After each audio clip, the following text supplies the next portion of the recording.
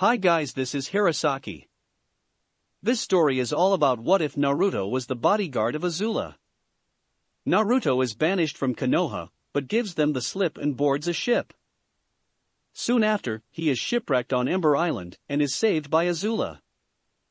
3 years later, Naruto is Azula's bodyguard while she hunts for the Avatar, but did he see the last of Konoha?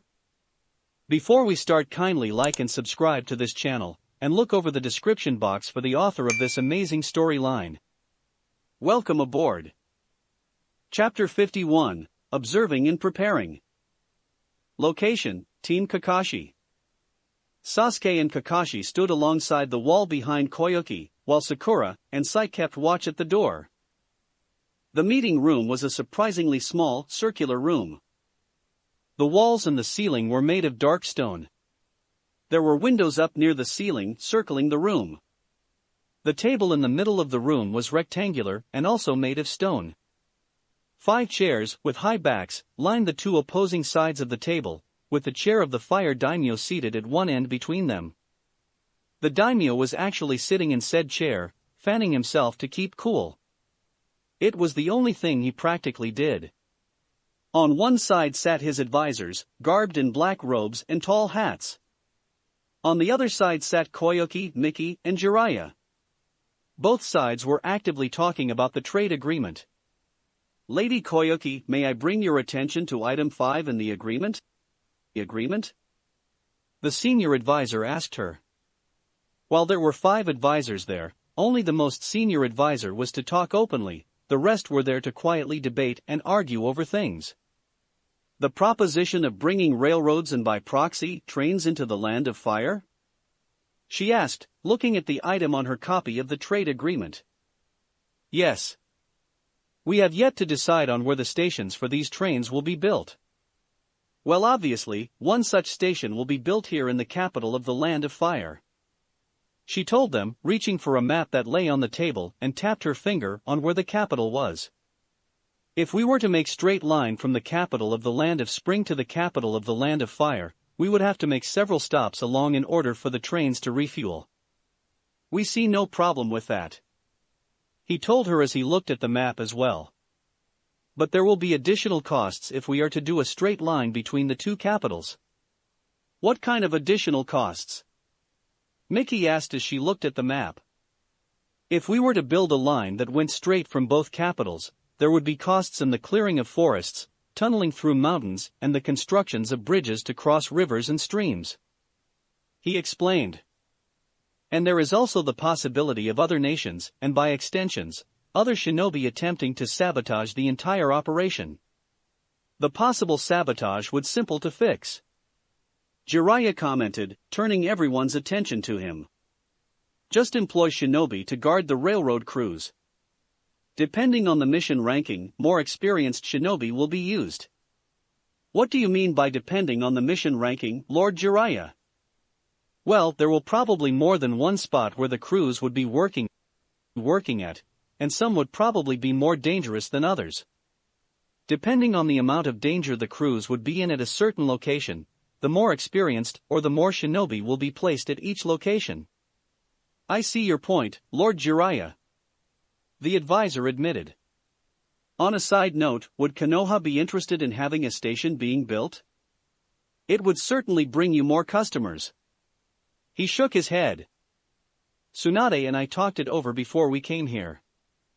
Even though the railroads would likely be built throughout the land of fire, Konoha would like to be kept away from them. But what would be the point, Lord Jiraiya? Miki asked him. Konoha's location is on the map itself. She pointed at its location on the map. You're not exactly hidden if you put it out for everyone to see.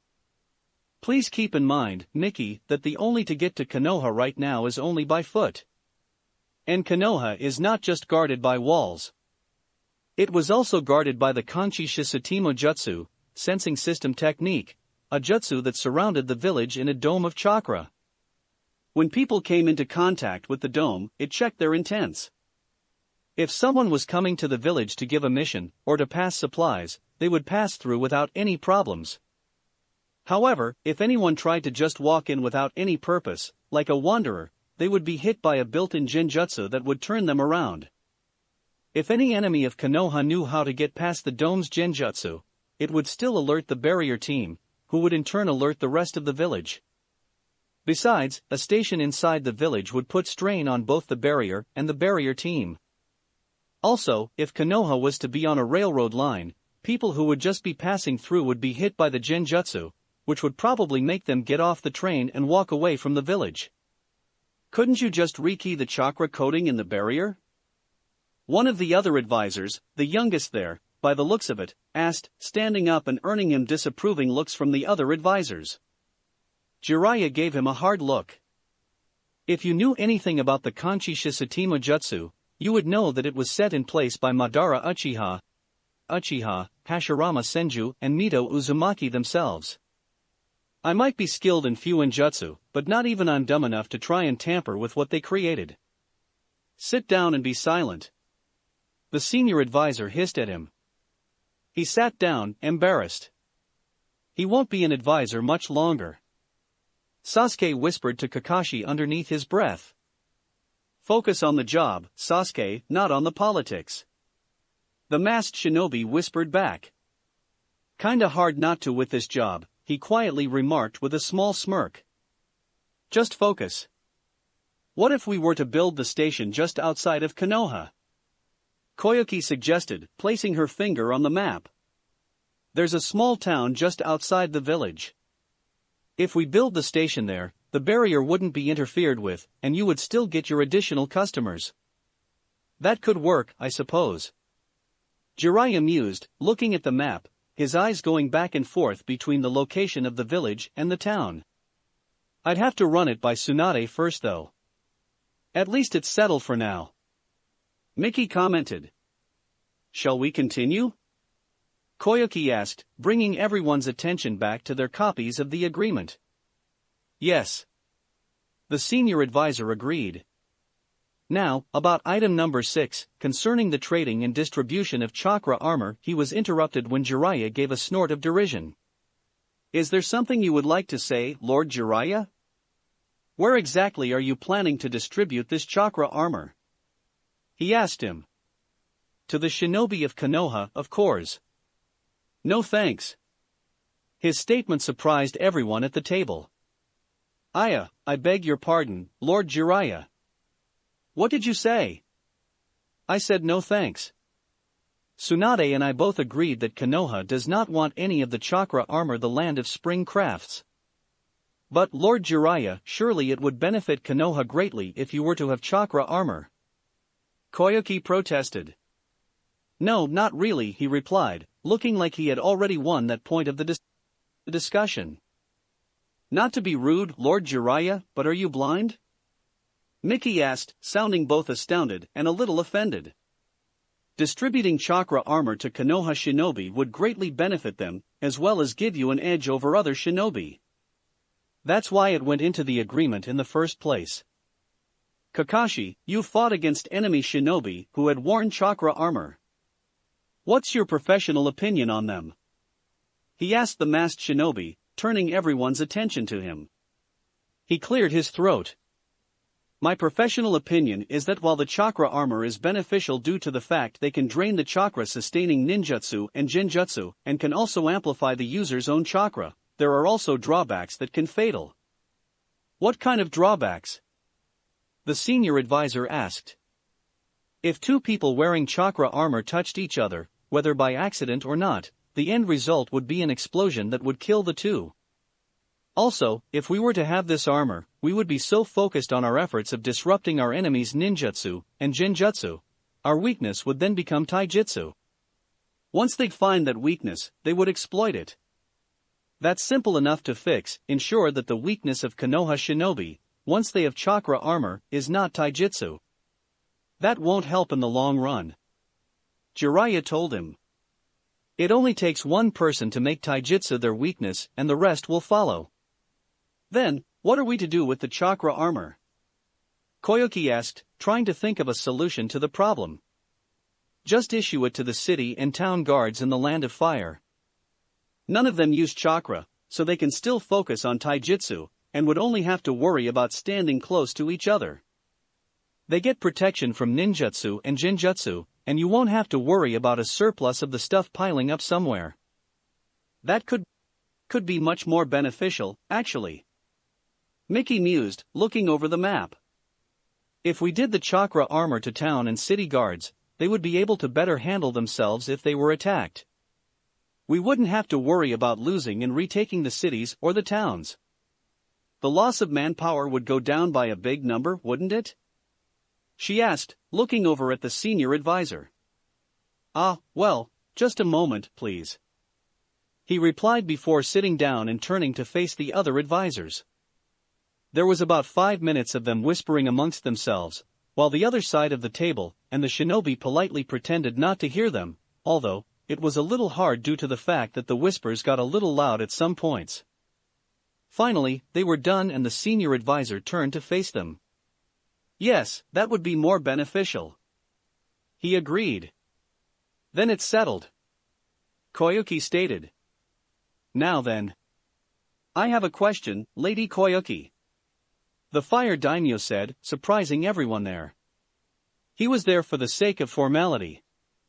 No one had expected him to even speak, let alone ask a question. Yes? She asked. For an unknown reason, a small fear began to grow in her stomach. She didn't know what he was going to say, but somehow she knew she wouldn't like it. It is about item 12 in the agreement, the approval of allowing Konoha Shinobi to infiltrate Yukigakure and ensure that its loyalty is to the Land of Spring. He read off his copy of the trade agreement. Yes, is there something you disagree with? Surely Yukigakure does not need any external forces to help them. This item is not needed at all. I must ask that it be removed. That statement practically stunned everyone in the room. My lord, we cannot remove the item. The senior advisor told him. It was the first thing that had been agreed on since the agreement first came into discussions. Tsunade has been preparing a squad of shinobi for this exact mission. Jiraiya continued, trying to explain the situation to the daimyo. All they need to hear the trade agreement has been signed and they'll start the mission. That will not be necessary, Jiraiya. You will scrap the mission. The daimyo ordered. My lord, we have put thousands of ryos into this mission, in order to build backgrounds, fake identities, bribes to give to the right officials. We cannot scrap this mission. The advisor objected. To do so would severely harm our treasury. Such things are trivialities. I have already given you all an order, the mission is to be. Father, shut up, Mickey said, interrupting him and surprising the rest of the people in the room. It was safe to say the daimyo was the most surprised. What did you just say, Mickey? He asked, sounding like he didn't believe what he had heard. I said shut up. You are here for appearance's sake and that's it. You cannot just have an item removed when you yourself have not been involved in the negotiations. So we are going to ignore you and continue on with the meeting. Now see here, Mickey, he began to say. I told you to shut up. She interrupted him, standing up from her chair. He flinched and actually tried to make himself smaller in his chair when he heard her voice.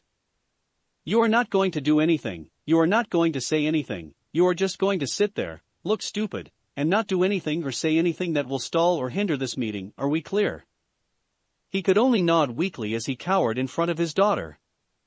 Cammy, it's like watching her mother all over again. Jiraiya thought to himself before smiling slightly. I've actually missed it. The rest of the room was stunned on how she handled her own father and eliminated a potential problem to the trade agreement. Okay, now that that problem's been taken care, we will ignore what my idiotic father has said and continue. She said as she sat back down, further insulting the daimyo. But he didn't admonish her, or even say anything in return. He just sat in the chair, trembling. Everyone else in the room ignored him and continued the meeting, or in the case of the shinobi, maintaining watch. Location, Team Paragon. While the rest of the team was taking the time to sleep in their beds, one of them was sitting on the roof, watching the dawn sky.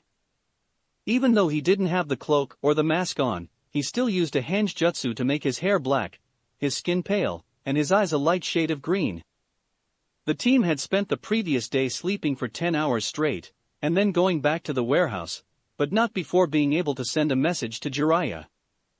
There, they spent the rest of the day, as well as a decent portion of the night listening to Toby and Nadar actually tell them how the plan to kill the Spring Daimyo worked and then trying to commit all of the facts to memory, including the fake identities that they were using and their backgrounds. Today was the day when they would go and purchase the right clothing for the upcoming dance. But for now, he sat on the roof of the hotel, smoking a cigarette and watching the faint lights of the sun push up from the horizon. "Kit, what in the name of Kami are you doing up this early in the morning and on the roof?" The QB grumbled as he woke up inside his cage.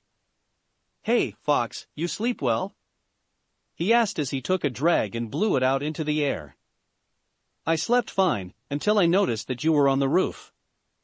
"Again, why are you on the roof?" he demanded with a little bit of grouchiness in his voice. "I had a nightmare," he admitted with no shame. Whatever grouchy, annoyed, or irritated thoughts he had vanished when he heard those words. "Which one was it?" he asked, concern showing in his voice. "The one where I thought I was carrying Gao," he answered, shivering slightly as the dream came back to him with crystal clarity. He was straggling to walk through a battlefield as he carried another person, a boy who was only a year or two older than him, on his back. He wore the armor of the Fire Nation infantry, and it was caked in mud, blood, and an assortment of other things he didn't want to know about. "Naruto, it's too late," the slightly older boy croaked as he held on. "Oh, shut up, Gao," he replied as he focused on where he was walking. "You need to save your breath and your strength. We're almost back to camp." "I won't make it," he gasped as he tried to breathe. "Oh yes, you are. You are going to make it, and you are going to pay me back those 5 silver pieces you owe me, you got it? You are going to make it." When he got no response, he stopped walking. "Gao. Gao, did you hear me? Say something, Gao, you're scaring me." "You should have left him behind," a dark, ghostly voice whispered in his ear. "It's too late for him." "No, it's not," he growled. "I promised that I would keep him alive, and I never break my promises." The voice laughed and the sound unnerved him. It sounded like the ratting of bones against each other. "And you've done a marvelous job at keeping those. How many others have you promised to keep alive? How many of those promises were broken?" it asked with cruel glee. Before he could answer, it continued. "You know what? Don't bother answering.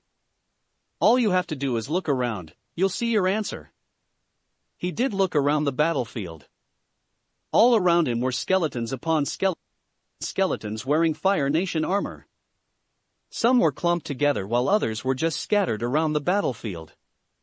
But each one looked as if they had been fatally wounded. Who are all these people?" he asked as he turned around and around to look at them all. "They're the soldiers who died because of you," the voice whispered in his ear. "They all died because you failed to keep your promise to them." Maybe it's time they said something about that. The skeletons started stand up around him. Slowly, one after the other, they would rise up from the ground and drag themselves closer to him, the black holes that were the eyes drilling into him, the grins that the skulls had on seemed vicious and crazed. "You promised that you would keep us safe," Gao's voice said in his ear. He then realized that the flesh he was holding had turned to bone and a skeleton's hands were draped over his shoulder. He took a quick glance back and saw a skull straight at him. "You let us die." "I didn't mean to, I swear," he replied, tears forming at the edges of his eyes. "I tried to save you all, I did," he told the skeletons that had now surrounded him. "I did my best. It wasn't enough. Now, you must pay." The bony hands grabbed hold of his throat and tightened while the rest of the skeletons descended upon him. "Kit, you have got to do something about those dreams," the QB told him. He shook his head. I will not, they are my punishment. How can they be a punishment? He demanded, despite already knowing the answer. They're my punishment for failing the soldiers who had died and for breaking my promises. Despite the calm and collected, as well as a little sarcastic, image that he gave off, Naruto was scarred and traumatized by the things he had seen. The night he had killed the two assassins from the Earth Kingdom, which he had now long suspected was ordered by either Long Feng or Yao Jing, he had spent the rest of that night kneeling in the sea, either trying to wash off non-existent blood on his hands, or throwing up when he remembered what he did. He had seen soldiers that he had led or fought beside die before his eyes. Some were ones he could have saved if he had been faster. He even had to kill some to put them out of their misery.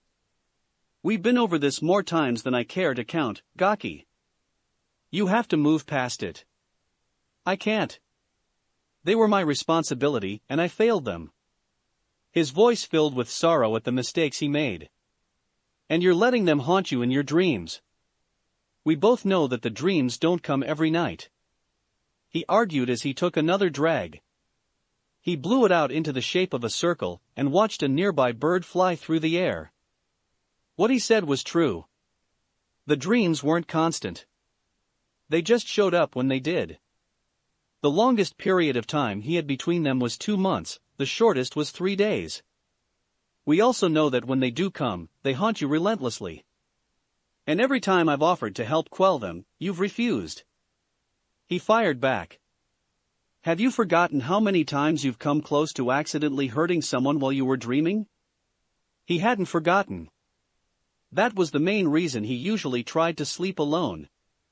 There had been too many times where he had woken up only to find himself standing over someone, either with a weapon ready to strike, or with his hand about to grab their neck. Waking up and realizing what he was about to do scared him as much as the dreams did. You know why I refuse your help, Kyuubi. You use my chakra all the time, Naruto. He argued with exasperation. No, I don't.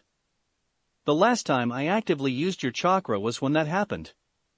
In truth, the blonde was actually quite scared of using the Kyuubi's chakra. The last time he had used it, he gave into his rage and did something terrible. Flashback. The sound of a huge rock sailing through the air filled his ears until it smashed down to the right of him, showering him with small pebbles. He paid no attention to that as he ran through the battlefield, trying to keep his head down. He kept moving, dodging incoming rubble, until he slid in behind a steel barricade, next to another soldier who he recognized as Gao. Remind me again why exactly we're trying to take a city without any siege engines, ladders, or even a piece of rope? He demanded. Because our captain has serious delusions of grandeur, and was high on ember spice when he ordered the attack, Gao answered as he ducked his head to avoid a showering of rocks. It was no small secret that the captain was an ember spice addict and treated his own company like they were his own personal toy soldiers. No one tried to press charges against him because his father was a general in the Fire Lord's Council, thus allowing him to do whatever he wanted. Naruto had been with the company for only 4 weeks and even he hated the captain. He often wondered how that man got into the military, let alone having the rank of captain. In the end, both he and the rest of the company chalked it up to his father pulling some strings, or in the case of the captain, a lot of strings. The only thing they could do was make sure he didn't get too out of hand. Naruto had been bunking with a firebender who was named Gao for those 4 weeks. Gao was an easy guy to get along with, although he was prone to trying to be number one when it came to competitions. His gray eyes looked like they were holding back a good amount of humor, except when you made him mad. That was when they looked like he was trying to decide on whether he should barbecue your ass or broil it. His black hair was always slicked back, like he ran water through it every day. The two of them got along great, although the competitions they did get out of hand at times. However, the one thing they couldn't stand was how the captain behaved. That morning, after they found one of the woman soldiers outside his tent, beaten black and blue and was also raped, Naruto had had enough. He walked into the tent and found the captain getting high on ember spice. He threatened to press charges and the captain laughed it off, saying it wouldn't go through. Gao then stepped into the tent and declared that if the charges wouldn't go through, he would challenge the captain to an Agni Kai. Most of the soldiers in the company had gathered around the tent when he said that. The captain then became indignant. He demanded that they turn themselves in for punishment, which they refused to do so. He then ordered his second-in-command to put them in chains, and the second-in-command refused. He then threw a childish fit, screaming that his orders were to be followed to the letter and asking them if they knew who he was. Finally, it was Gao who stopped the fit by punching the captain hard in the face and said that he was the guy they were sick of, and would be willing to kill at the first chance they had. It was at that point orders came in to give support in the besiegement of an Earth Kingdom fortress. The captain, who was still high on Ember Spice, and now furious at his entire company for disobeying him, ignored those orders and ordered everyone to attack the fortress themselves. Despite the fact that they knew they would likely get killed in doing so, they also knew that if they refused, he would have used the opportunity to have the entire company court-martialed. "Do we know where anyone else is?" Gao asked as they sat behind the barricade. "Don't know. I lost sight of most of them once the rocks started flying down on our heads," Naruto answered. They felt the barricade shuddered on their backs as it withstood another pounding from a boulder. "What do you think the odds are of us surviving this?" "I'll be honest with you, Naruto. It doesn't look good." Gao always had a knack for calculating the odds. He used it on the battlefield as well as the playing table, where nobody except Naruto would play him. "We're all but stuck behind this barricade. If we try to move, there's a very good chance of being spotted and getting rocks hurled at us. We can't stay here forever, Gao. They'll send out troops to flush out the soldiers who survived the rocks. And we can't try to retreat because we'll either be killed by the rocks, or the captain will try to have us executed for cowardice. If he talks fast enough, he'll probably make it stick." They both covered their heads when a rock the size of a door sailed over the barricade and smashed into the ground just in front of them. "Agni, take it," he swore as he covered his face to protect it from pebbles. "Well, do you have an idea?" "I would love to hear it." He tried to take a peek out the side of the barricade, only to quickly pull his head back when a rock almost made contact. "Too close for comfort. Way too close for comfort," he mentally shouted at himself. "Right now, I'd say we cut our losses and try to make it back to base." "So instead of dying by rocks, we'll die by execution?" "Real nice plan there, Naruto," he said with heavy sarcasm. Another rock pounded against the barricade, almost making them jump away from it. "You got a better one?" "Look, if he accuses us of running away, we'll just say we thought we heard the call to retreat. So unless you have a better idea, we'll have to go with this one." "Ugh, fine. We had better come out of this alive." "Of course, we'll get out of this alive. You still owe me those 5 silver pieces," he said with a semi-serious smile that still managed to convey the humor. "Don't worry, Gao. I promise to keep you safe." "Don't make promises you can't keep, Naruto," he replied in a solemn tone. "I made that mistake once, I've never made it again. Gao, you're going to get out of here alive. I'll keep you alive, I promise." The sound of rocks failing down around them stopped, creating a silence that was almost disturbing. "You ready?" he asked after a few moments of the dreadful silence. "Shut up and run." They tore out from behind the barricade like someone had lit a fire underneath their ass.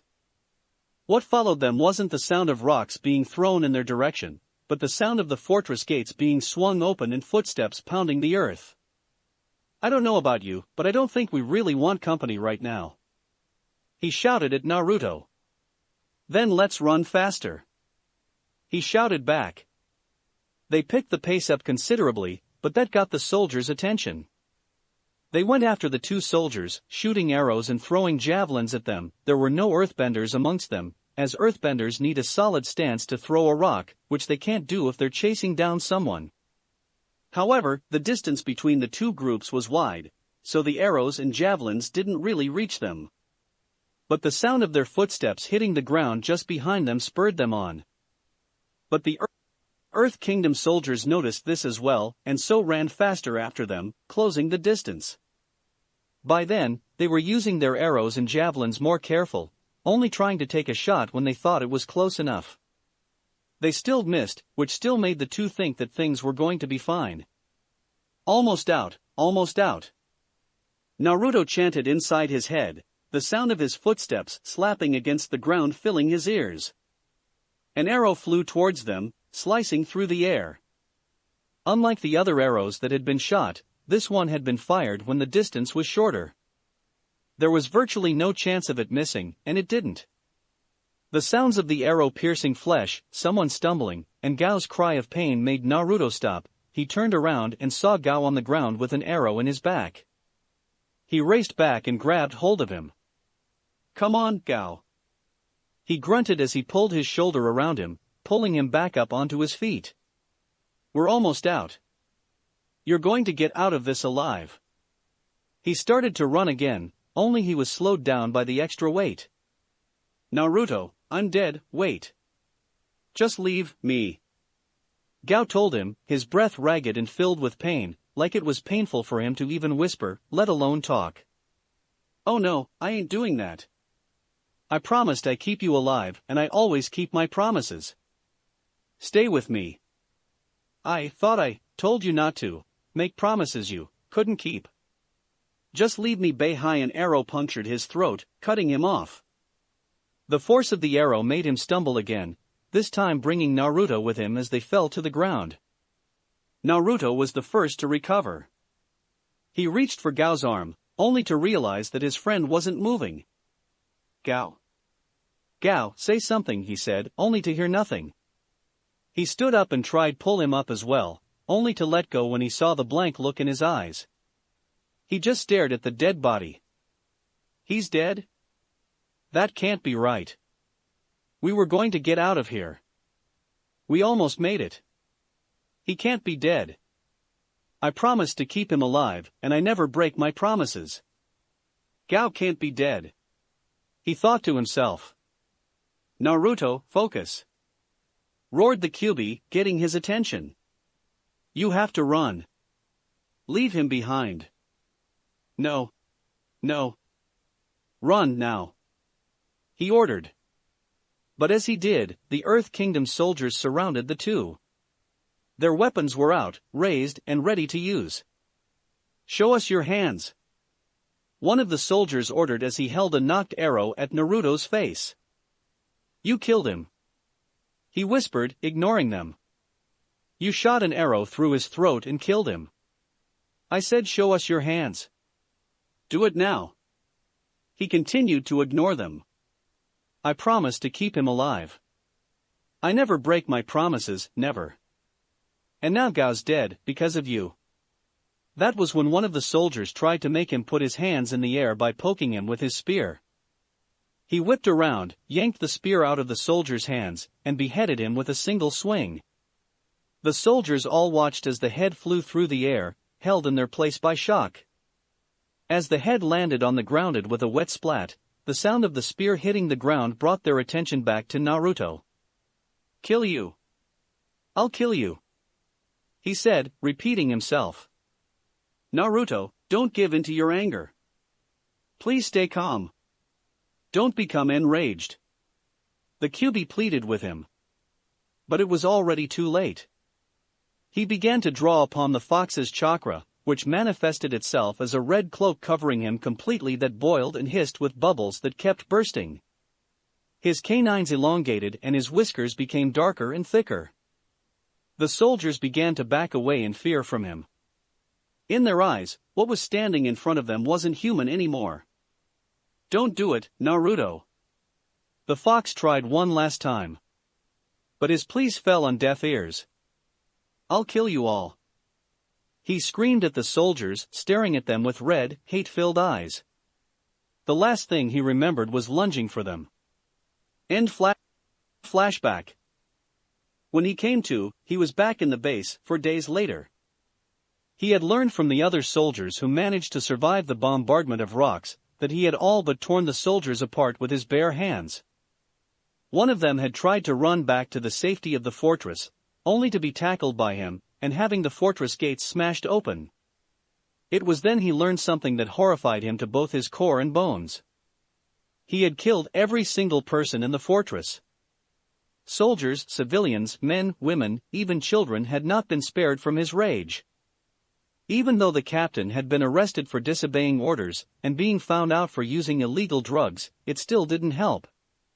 In his own eyes, he was a mass murderer. Even though he couldn't remember what had happened, just the mere memory of the preceding events still made him feel ill. He had made a promise to keep Gao alive, and he failed in keeping it. To him, that was worse than killing people, which was really bad in his books. And despite his efforts over the next 2 years, soldiers still died while they fought next to him or underneath his command. Some officers had told him that the lives of common soldiers don't matter, and that he shouldn't care about them. Every time he heard that, he had to restrain himself from attacking the officer in question and beating to him a bloody pulp. Other officers, more often than not the ones who climbed up the ranks instead of inheriting their rank, could understand what he was feeling and told him that while they understood, he had to let them go, that he had to move on. But despite what they told him, he just couldn't let them go. He could still remember each soldier that had lost their life in front of him, and that haunted him. "Kit, you've got to get past this," the QB told him. He had seen just as much as his Jinchuriki, even more, if he was counting his previous ones. These dreams are making you lose sight of what's around you. What? What the hell are you talking about, QB? He demanded as he took a drag, sounding confused and irritated. If you keep this up, you'll lose sight of what's around you, and that'll catch you severely off guard, or even get you killed. He tried to explain. It's happening right now, and you haven't even noticed. The Konoha shinobi have gotten stronger when you weren't looking. He held back a laugh. Oh, you have got to be kidding. He protested.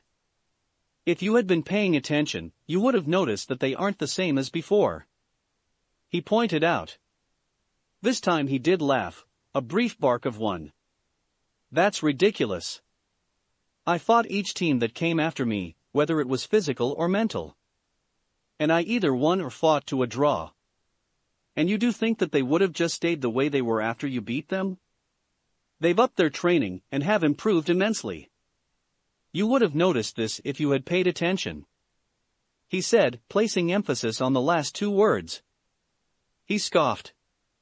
Like it'll matter, I beat them once and I could do it again. Come on, I even beat Orochimaru. Naruto Uzumaki. The fox roared, letting the roar echo inside of his mind, making hold his head in his hands.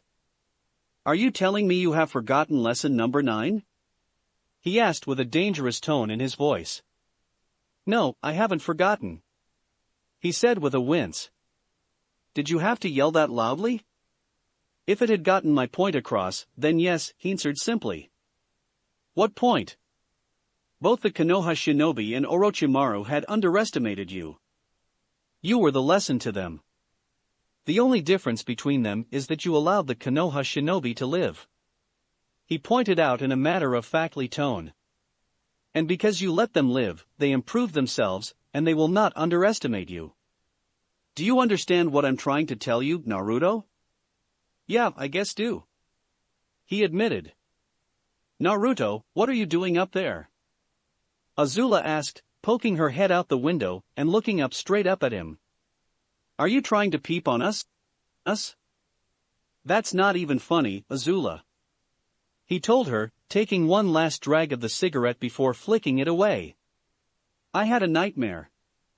She swiftly climbed up to the roof. Again? She asked with evident concern as she sat down next to him. Yeah, again, he answered shortly. Are you all right? She asked with gentleness strangers would have thought she didn't have. A little bit. Naruto, you have to let them go. They're haunting you because you let them. Spare me, Azula. I already got the lecture from a certain furball. He told her with a slight groan. It's for your own good, and we both know it. The QB told him. If you've heard it before, why haven't you done something? Azula asked him. He wouldn't have these nightmares if he had done something about it already. It's not that easy. I've tried, but I can't just let them go. They were my responsibility, and I failed them. If I let them go, I feel like I would be abandoning them. How could you be abandoning them? They're already gone. She asked, confused. He smiled slightly before tapping the side of his head. But they're alive in here. I can remember all of them, and the good memories I have. But the good memories come with the bad ones, and it's the bad ones that haunt you. She noted with distaste. If I can stop for a second during a day to remember the good times I had with people I had lost, then that's enough for me. Even if it means you have to suffer nightmares? He shrugged his shoulders. I've been doing that for a while now, I can deal. But I can't. She told him, hugging him from the side, wrapping her arms around his shoulders. I don't like it when you suffer because you're being stubborn. And I'm fairly certain that the soldiers that had died wouldn't want you to do this either. You're probably right, they wouldn't like it. He admitted quietly as they watched the sun finally start to show itself. But I just can't. I can't let them go. You'll have to try. Not even you can hold on to them forever. I guess we'll find out, sooner or later. He said. They spent the rest of the early morning just sitting in silence, letting the rays of the rising sun wash over them, bathing them in their warm light. Location, Team Kakashi. The meeting was over and everyone had gone their separate ways. Despite the one outburst from Miki when she told the fire daimyo off, everything went rather smoothly, although the shinobi had noticed that the daimyo had been giving his daughter looks with something in his eyes that put them on edge. Koyuki walked beside Miki and Jiraiya, while Kakashi and his team walked either in front or behind them, keeping watch. Well, that was entertaining. Miki commentated as they walked, the sounds of feet hitting the wooden floor filling the hall. I'll say. The last time I saw the daimyo get quailed like that was when your mother was pulling his strings. Jiraiya commented. Did she teach how to do that, or did you just let it loose? Just let loose, I guess. She said with a shrug.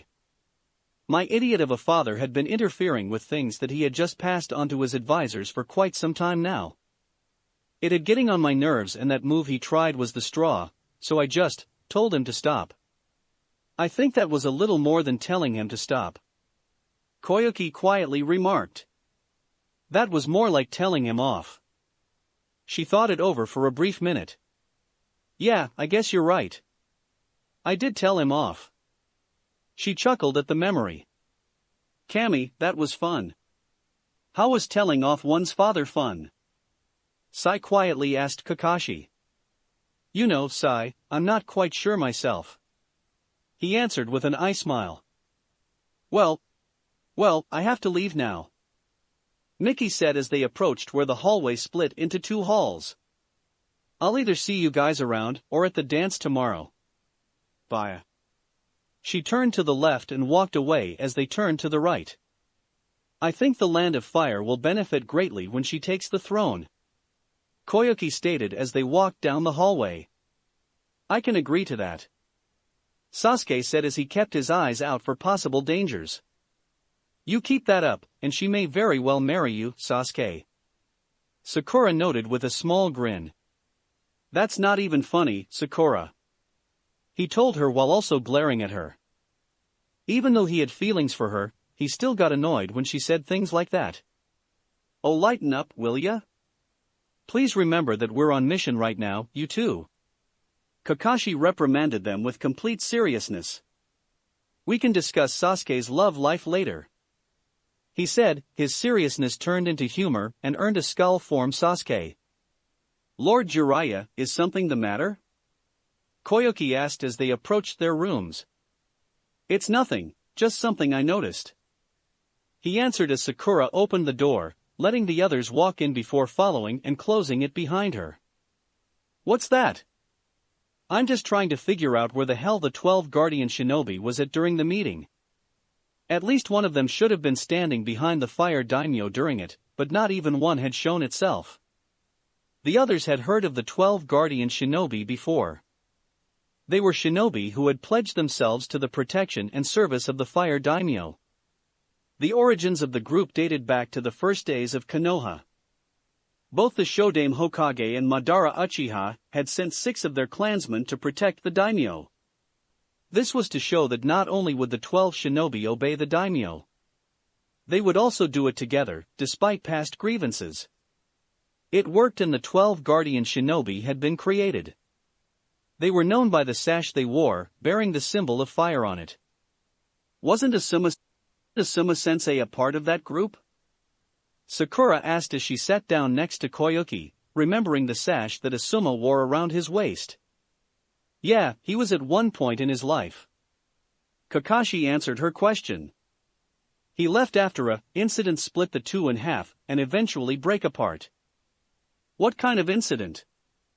Sasuke asked from where he leaned against the wall, genuinely curious. That's something that only Asuma can tell you. He told them. They accepted the fact.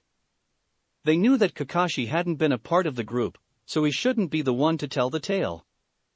That's another thing, Jiraiya noted as he began to pace the room. The group broke apart after that. It's been a little more than a decade since then. I would have thought that the daimyo would have reformed them by now. I'd say he hasn't if they weren't in the room. Perhaps they had to be elsewhere? Sai suggested as he stood near the door. That required all of them? I have never heard of anything like happening before. As I said before, at least one of them should have been there. What are you suggesting, Lord Jiraiya? Kakashi asked from where he stood against the window. That the fire daimyo didn't reform the 12 guardian shinobi? It's a possibility, he admitted.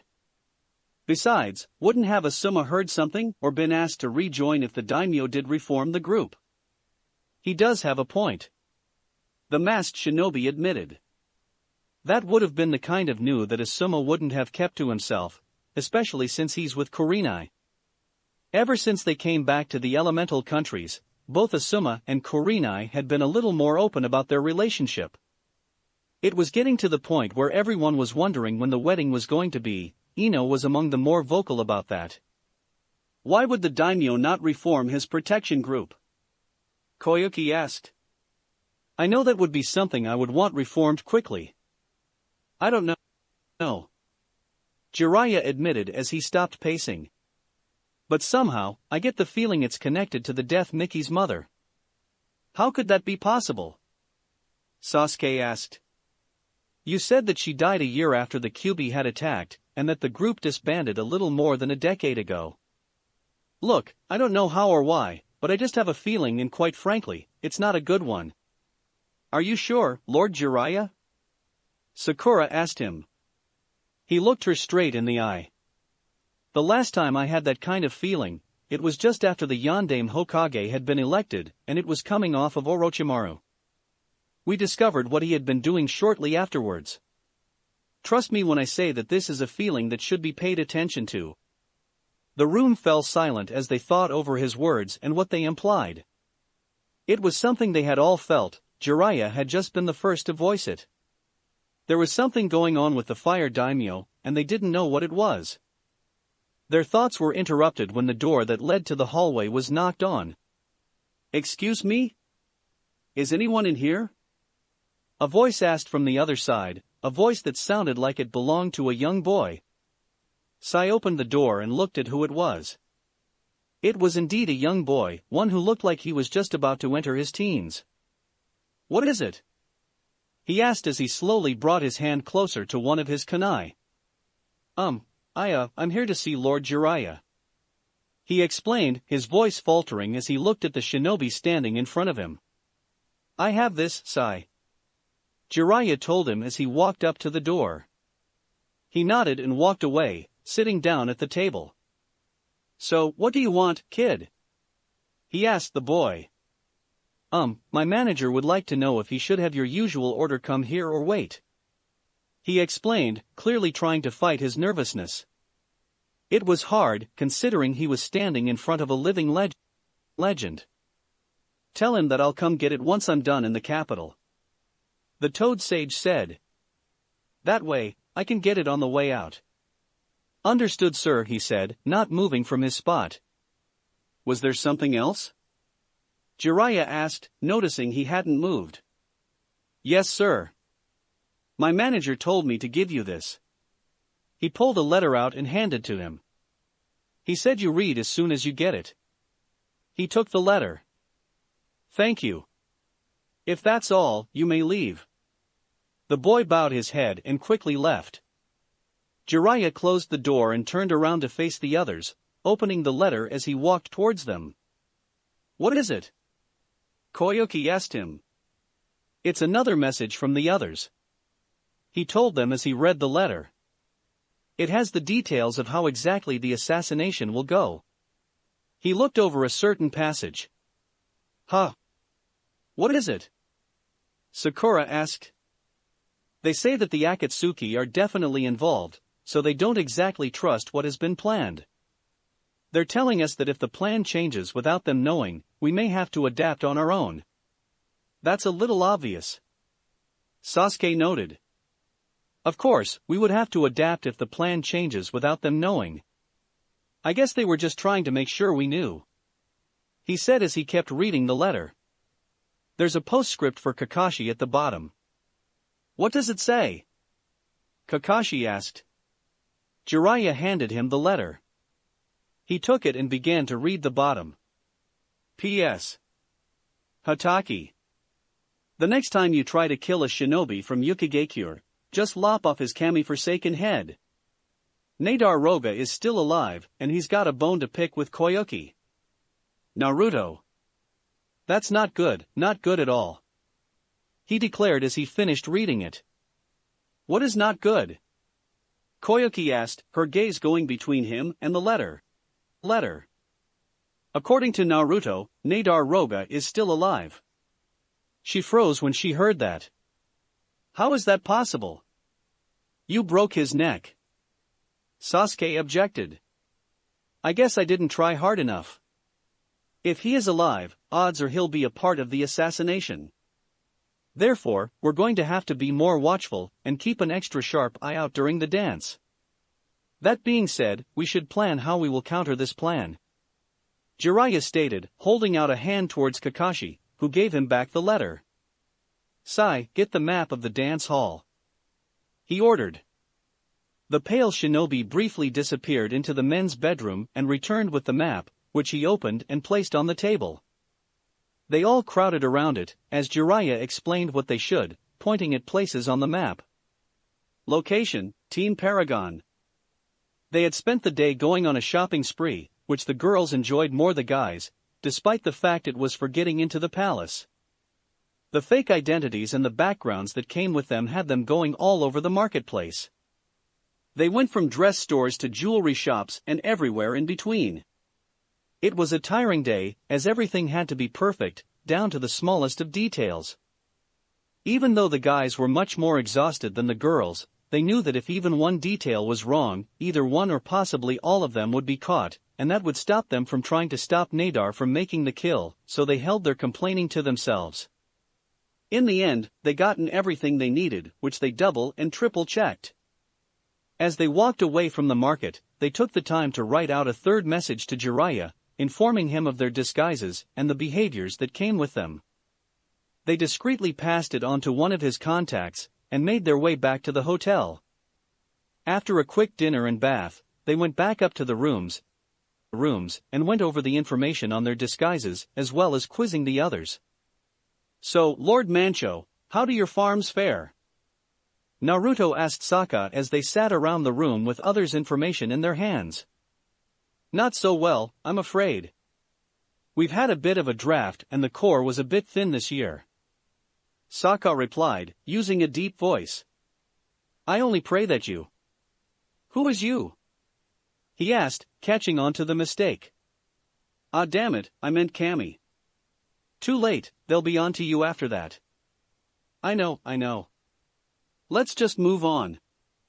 He turned to look at June. So, Lady Gayu, how is your little sister doing? She is doing fine. She's been practicing hard at painting portraits. I think she could very well make a masterpiece soon. June answered, making her voice sound richer, while also sounding like an older sister who was quite proud of her little sister. How remarkable, perhaps I should ask her to paint my portrait. Suki commented, making her voice sound lighter. I'm sure she would be quite honored to hear, Lady Jaichu. But I believe that she would ask you to wait a little while so she could practice a little more. Very well, I will wait. Speaking of practice, I hear that your cousin has entered the town guard. I'm afraid you must be mistaken, I do not have a cousin. Sorry, but you do. She said, her voice going back to normal. It says so right there. She handed the paper back to Suki. She looked it over. Spirits take it, you're right. She cursed before handing the paper back. Perhaps we should take a break and review our information. Azula suggested. We really should. Naruto agreed. He was having trouble with his information. He knew everything, but he kept mixing things up. While he was used to using disguises, he was more inclined to disguises that was usually a one-time use only. Any other disguise he came up with that lasted longer he usually improvised with, though he made to go overboard. They handed back the information in their hands back to the proper user, but before they could start reviewing, a knock on the door got their attention. June, having been the one to pay for the rooms, got up and walked over to the door, opening it. What is it? She asked as she looked at one of the hotel employees. I was told to give you this. The employee explained, giving her a piece of paper. She took it and the employee walked away. Is it a reply from the fucking sadist? Suki asked, using Jiraiya's nickname. No, it has the Akatsuki emblem on it. She answered. What does it say? Sokka asked. That we have to get back to the warehouse now. They quickly made their way through the streets, brushing past people who were on their way home. They had not been expecting a summons from Toby, so they didn't know what this was all about. Did they find out who we are? Some members of the group thought. They tried not to focus on it, but it still loomed in their mind. When they finally made it to the warehouse, the sun had set, but there was still some light in the sky. The street was deserted, so they entered with ease, once again leaving the wolf and the Shirshu outside. Again, the only lights that were on were the ones hanging over the center of the place.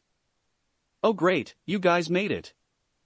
Toby said when he saw them come in as he stood in front of the table, looking over the blueprints and whatnot. What's going on here? June asked. I thought the next time we were supposed to meet was when we were to get into the dance. I know that. Trust me, I do. But something's come up. He told them. What do you mean? Where's Nadar? Sokka asked as he looked around, trying to see if the shinobi was hiding from them. He already knows what's going on, so he doesn't need to hear it twice. Hear what twice? There's been a slight change in the plans. He told them, holding his finger and thumb a few inches away from each other. What do you mean? Naruto asked. He, as well as the others, knew that those words could not mean anything good. You're not just assassinating the Spring Daimyo, you have a second target. So, we need to go over the plan and make a couple of adjustments. He explained. Who's the second target? Azula asked him. It's the daughter of the Fire Daimyo, Princess Miki. Chapter 52, To Dance and to Execute. Location, Team Paragon. They sat in one of the rooms in the hotel, silence engulfing the entire place. It was the morning after the impromptu meeting with Toby. Okay, I think we can all agree that this is now officially bad. Naruto finally said in a hushed voice, so that they didn't arouse suspicion. The others could only silently agree with him. Sokka, you got any ideas on how to make this work to our advantage? He asked the resident idea guy. No. I don't have a single one. He said dejectedly. Toby threw us for a big enough loop that I don't have any ideas on how to make it work for us. Also add in the fact that we can't pass this information on to Jiraiya and the others. After Toby had informed them of their second target and showed them the changes in the plan, he told them that Nadar would be staying close by. He said it was so it would be easier for them once they were to head out to the party, but they suspected an ulterior motive. So, what exactly are we going to do then? June asked, saying the question they were all thinking. I think the only thing we can do right now is just play it by ear. Suki said, earning looks from the others. You mean improvise? That's incredibly risky, Suki. Naruto told her. This is coming from the master of improvisation? Azula asked, raising an eyebrow. Azula, even improvising can only go so far. I might have successfully improvised a couple of things other people thought required extensive planning, but even I recognize the fact that you can't do that kind of thing while attempting to stop an assassination from the inside. Well, there's a first time for everything, right?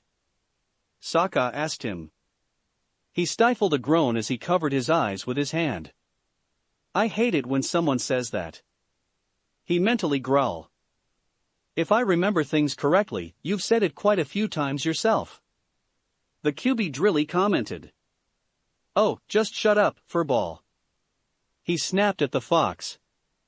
Sokka, you do realize that this entire thing has likely become more complicated because of what you just said, right? He asked the southern tribesman. Oops, sorry, he apologized, scratching the back of his head in embarrassment. Never mind him. June said, waving him off. Do we have anything else to offer? They fell silent as they all tried to think of an idea.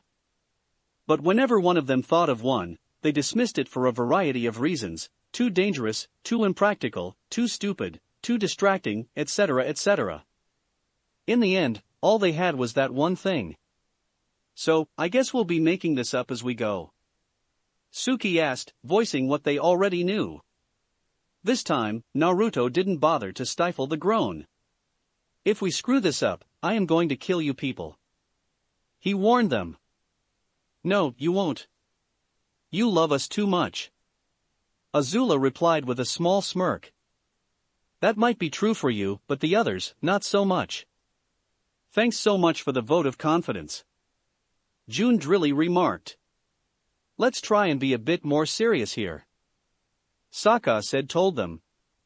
There are a lot of things that could go wrong here. Sokka, you just stated the obvious. Naruto pointed out.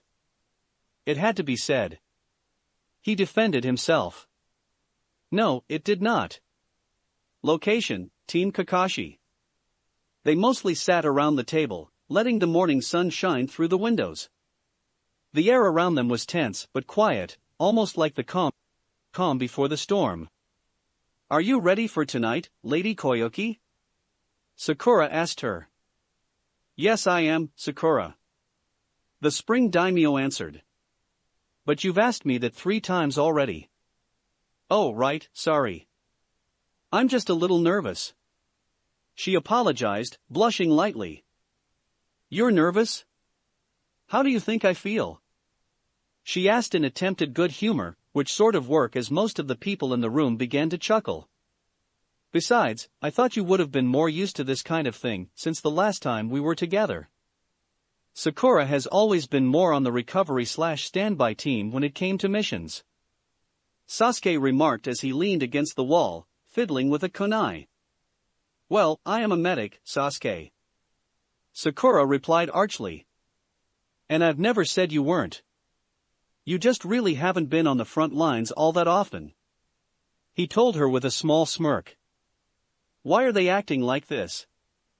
Sai asked Kakashi, who was sitting across the table from him. They're acting like they're about to fight.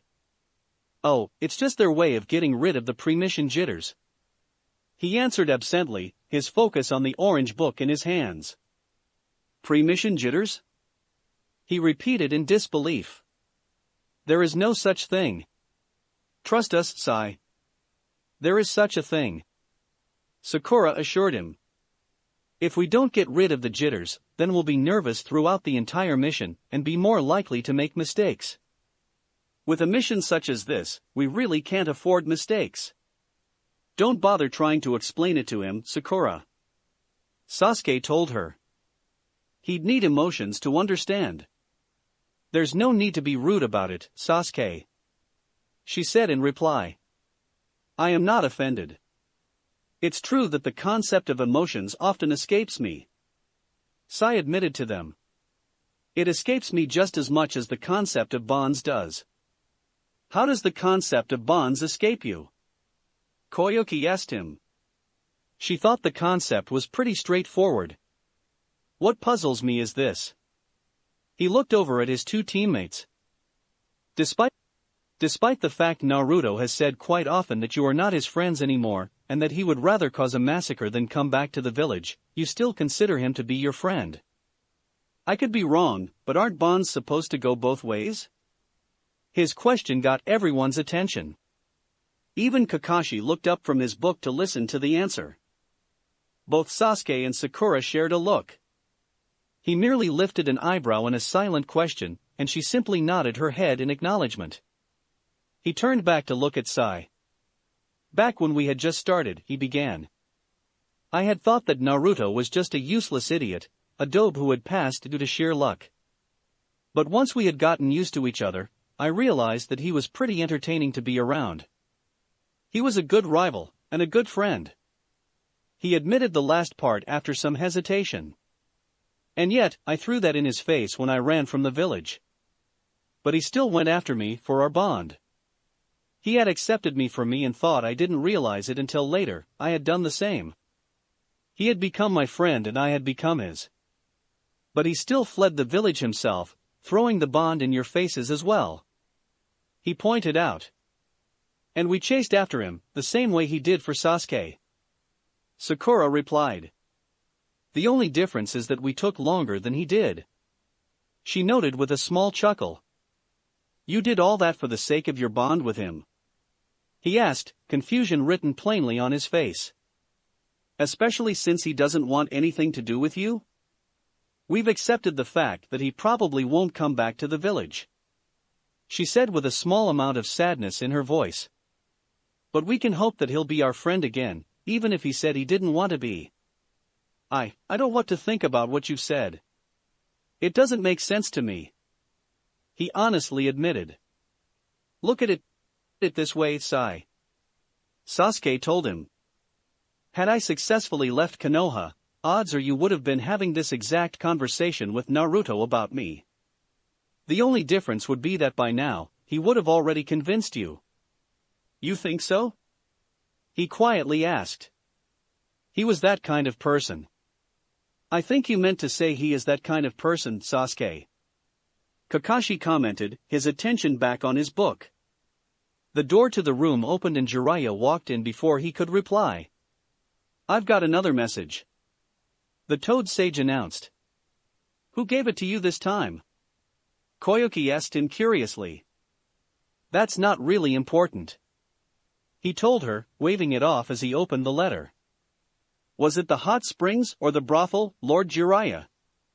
Kakashi asked, looking over the top of his book. I said it wasn't important. He repeated with a bit more harshness while also avoiding eye contact with the women in the room. What does the letter tell us now? Sai asked, focusing on the mission. They gave details of their disguises and backgrounds. That is so we know what to expect from them. He explained as he placed the letter on the table. And what are they? Sakura asked, deciding to also focus on the mission. Sokka will be posing as a Lord Mancho, who is a minor noble who has most of his revenue comes from farming. Recently, his farms have hit by a drought and as such, his crops were much smaller. He is a humble man who only wishes to ensure that he, his family, and those who work or serve are fed and cared for, surprisingly not in that order. He remarked. So, Sokka will be a caring noble who is also a farmer. Kakashi summarized. Correct. Suki is Lady Jaichu, the daughter of a noble. She is quiet and will not be the first to attempt conversation. Her cousin has joined the town guard where they live, and has been the talk of the town since. June will be Lady Gayu, a noble who is also a collector of rare animals. She inherited her title after her parents suspiciously died. However, she has a little sister who learning to paint portraits, and is becoming quite skilled. They are quite attached to each other, and Gayu will take any insult directed at her sister as one to herself. Are there any questions? He asked, looking up. No. Sasuke answered. He had moved away from the wall and stood next to the table, putting the kunai away. Good. Moving on, Azula will be known as Yon, the guard to Jaichu. She is supposed to stay silent, but if she speaks, it is likely to be short and to the point. If she is annoyed, sarcastic will also be added. She is also supposed to be fiercely loyal to Jaichu, and will take any insult to her as an offer to a fight. Naruto will be going as Kiken, a man who has recently made his fortune in gambling. Supposedly, he went into a casino with only a couple of rios, and had managed to break the bank. But despite that, he does not flaunt his newly gained wealth. He is quiet and also conservative, but he is also generous. If anyone asks him about the wealth, he'll brush it off like it's nothing. Is that it? Koyuki asked. That's only the basics. He admitted, as he touched the small seals that lined the bottom of the letter, creating a large cloud of smoke. Once the smoke dissipated, more documents lay on the table. Here are all the details. He started to shift through them all. That's odd. He commented. What is it, Lord Jiraiya? Kakashi asked him, closing the book and placing it down. Anything that the Toad Sage found odd required your attention. Out of all these documents, I'm not finding a single forgery. These all seem legit. He noted. Are you sure about that? Sai asked as he looked at the documents as well. He threw the root operative a hard look. I've been in this business a lot longer than you have, Sai. I think I would know the difference between an authentic document and a fake. Are there any photos? Sasuke asked as she began to move the documents around to find said photos. Only those of Team Paragon, who looked like they didn't know they were being photographed. He replied, tapping each photo that was attached to each background document. This is very, very strange. It also warrants investigation. But you can't do that, Lord Jiraiya. Sakura objected. People are expecting you to be there at the dance. You seem to have forgotten 4 simple words, Sakura. He told her as he folded his hands into a hand seal. Kage Bunshin no Jutsu. Another Jiraiya appeared with a cloud of smoke and a poof. You know what to do. The original told the clone, handing him all the documents. The clone nodded, took them, and walked out the door. Location, Team Paragon. The sun was setting and the gate to the palace had a line forming in front of it. People were walking slowly to the gate and showing their invitation to the guard, who allowed them to pass after inspecting their invitation. Despite what people thought of the Fire Daimyo, his parties and dances were great places to make new friends, aka alliances, and also agreed on trade agreements, marriage proposals, etc. etc. So, a lot of the nobles and the people who wanted to have connections always flocked to these events. Invitation please, the guard said as Sokka walked up to him, wearing a fake beard and a kimono that had seen a lot of use. It was a dark brown and had spots that looked like they were stitched back together. Some of the edges looked frayed and the entire outfit looked a little big on him. However, there was room enough for him to strap his Zanpakuto against his back with the coat covering it, just in case. Here you are, sir. He said, handing him the invitation. The guard looked it over and handed it back to him. Enjoy the party, my lord. He told him. Thank you, but there's no need to call me that. He replied before taking the invitation and walking past him. The guard turned his attention back to the line as Suki, Azula, and June walked up. Invitation please, he told them. Here you go. June handed him the invitation. She was wearing a black dress that fell all the way down to her feet, with a slit on the side that showed tantalizing glimpses of her legs. She had taken her skull headpiece off, letting her hair down. Suki had dressed a bit more conservatively. She wore a gray kimono with a black obi holding it together. She kept her hands folded to look demure, but also to keep them near where she had hidden one of her fans. Azula didn't wear a dress.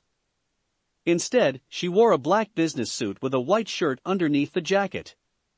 There were no bugles in her jacket that would have shown weapons, but she kept her gloved hands loose and ready, showing that she knew how to use them. She stood close to Suki, ready to place herself in her way. "All right, you two can go," the guard said as he handed back the invitation. "But she stays." He pointed to Azula. "What?" Suki asked, sounding both worried and nervous. "This invitation is for the Lady Gayu and the Lady Jaichu. Anyone else can't go inside." But she has to come with us," she protested, putting a hand on Azula's arm, like it was a precious thing. "If she's not on the invitation, she is not coming in," the guard replied adamantly. "Oh, come on. You can make an exception this one time, right?" June asked him. "If she's not on the invitation, she is not coming in," he repeated stubbornly. Before either one of them could say anything, Azula spoke out. "Lady Jaichu, Lady Gayu, let me talk to him for a minute," she said to them. "Are you sure, Yon?" Suki asked. "Just give me a minute." She walked up to the guard and leaned into his ear. "Look, there is properly a good reason why I'm not on that list," she whispered. "And what's that?" he asked with obvious disbelief. "I've been with Lady Jaichu since she was 10. She's very shy and extremely nervous when around strangers, so she relies on me. We practically live together. Her father probably didn't put me on the invitation because he thought I would be able to get in with her." "Well, you can't. What's the problem here? Are you afraid that I might muck up the security in there if I go in there or something? Fine, I will let them know that I am there, and will do nothing to stand in their way. My priority is Lady Jaichu. Are you happy now?" He tried to think of a defense, but whatever idea came to his head couldn't hold. "Okay, fine," he said, giving up. "You can go in. But I want you to inform security of your presence. You make a scene, it'll be on you, got it?" "Yes. Thank you for understanding. Just get in there already," he growled into her ear. She nodded and stepped away, turning back to Suki and June. "Everything is fine now, milady. We can head in now." "Are you sure?" Suki asked, looking at her so-called bodyguard with worry evident on her face. "We're fine." They walked past the guard and through the gate. "Laying it on a little thick, weren't we, Suki?" June asked under her breath. "It got us through, didn't it?" she whispered back. "Invitation please," the guard asked the next person who walked forward, now a little annoyed. "Here it is." Naruto handed him the invitation. He wore a black suit, complete with black shirt underneath. Only one button was open, and he wore no chains or necklaces underneath the shirt. The clothes looked recently bought and yet, they worked on him. He was using the henge jutsu to make his hair a deep red, his eyes a glowing teal, and his whisker marks disappear. He unconsciously drew the eye of single woman that was there and was completely unaware of it, which making the Kyuubi trying desperately not to snigger, which he always did when this sort of thing occurred. "All right, get in there." The guard rudely, handing back the invitation. "Is something the matter?" he asked as he took the invitation back. "Nothing that concerns you, now get moving," he snapped, jerking his thumb at the gate. "Did it have to do with that group before me or something?" "I said it is nothing that concerns you." All right, thank you." He started to walk past, and then stopped. "Actually, hold on. What is it now?" The guard growled as he swung around to face him, only to find a handful of cash in front of him. "What the? Here, take it," he said with a smile. "Think of it as a big tip for have to deal with people like us." It's my job," he replied weakly. It was a job that made him stand out here with all these people, but it was his job. "Nevertheless, I insist you take it." Thanks, I guess." He reached out hesitantly and took the money. His eyes widened after quickly counting it all. "This is over $2,000. And you deserve it," Naruto told him honestly. "Thank you, sir." "Thank you very much." He shook his head. "No, thank you for putting up with this line," he told him before walking through the gate. He saw that the others had stayed close to the wall next to the gate. "Everyone is in, right?" he asked as he quickly made his way over to them. "You can see everyone, can't you?" June asked. Her voice was laced with sarcasm. "Wait, where's Nadar?" Sokka asked as he examined the courtyard. "I don't see him." The others looked around, but they didn't see him either. "I thought he was going to meet us once we were inside," Suki said, blanking on some of the details. "I thought he was supposed to go ahead and meet us in the courtyard." "It was either that, or in the dance hall," Naruto told her. He was also blanking on some of the details, and that was a feeling he didn't like. "All right, everyone, stay in your groups and head into the dance hall," Sokka ordered, taking charge. "Once inside, we look for Nadar and go from there." "Fine by me, let's get this party started," June declared as she started walking towards the main building, Suki and Azula behind her. After a few minutes, Sokka walked away as well, making sure he kept his distance from the girls. Naruto just stood against the wall, waiting as he took out a cigarette and lit it. He took a couple of minutes smoking it before snuffing it out in a nearby trash can. Once he was done, he began to make his way towards the palace and by proxy, the dance hall. Location, dance hall. "I should have packed a dress," Sakura moaned quietly as she stood against the wall, watching the nobles dance. Seeing all those dresses the ladies were wearing was making her feel a bit jealous. "You wouldn't have been able to wear it," Sasuke told her as he stood next to her. "You don't know that," she objected. "Sakura, we're shinobi currently on a job. Dancing was not part of it. We are here to keep watch and ensure that our charge stays safe." He looked at the crowd with an annoyed look. "Besides, why would you want to dance like that? It's nothing but a big pain in the rear, if you ask me." "Well, I wasn't," she told him. "And the only reason you don't like this kind of thing is because of that mission 2 years ago. I made you swear to never talk about that again." He hissed at her. It had been his first mission as a Chunin. He and the Konoha 11 had to infiltrate a foreign noblewoman's estate and obtain information that was important to their client. Their way-in was a masquerade ball the noblewoman was holding, therefore making Sasuke spend about a week learning how to dance. They got in and while the others hunted down the information, he distracted the entire ballroom by dancing with the noblewoman. However, within a couple of hours, they had learned 2 things. The first was that the information had been passed on verbally, and the second was that the noblewoman had a fetish for younger boys. By the time they had located the noblewoman, she was with Sasuke, who had been strapped to a bed and was within 5 seconds of involuntarily losing his virginity. Once the mission was done, he made everyone swear never to talk about what had happened unless they wanted him to do something very unpleasant to them with a Chidori. "Are you 2 kids enjoying yourselves?" Jiraiya asked them as he walked up to them. "Just barrels full of it, Lord Jiraiya," Sasuke replied with heavy sarcasm and a glare at Sakura. "If that's true, then what's with the look?" he asked, noticing the glare. "Never mind him, Lord Jiraiya," Sakura told him.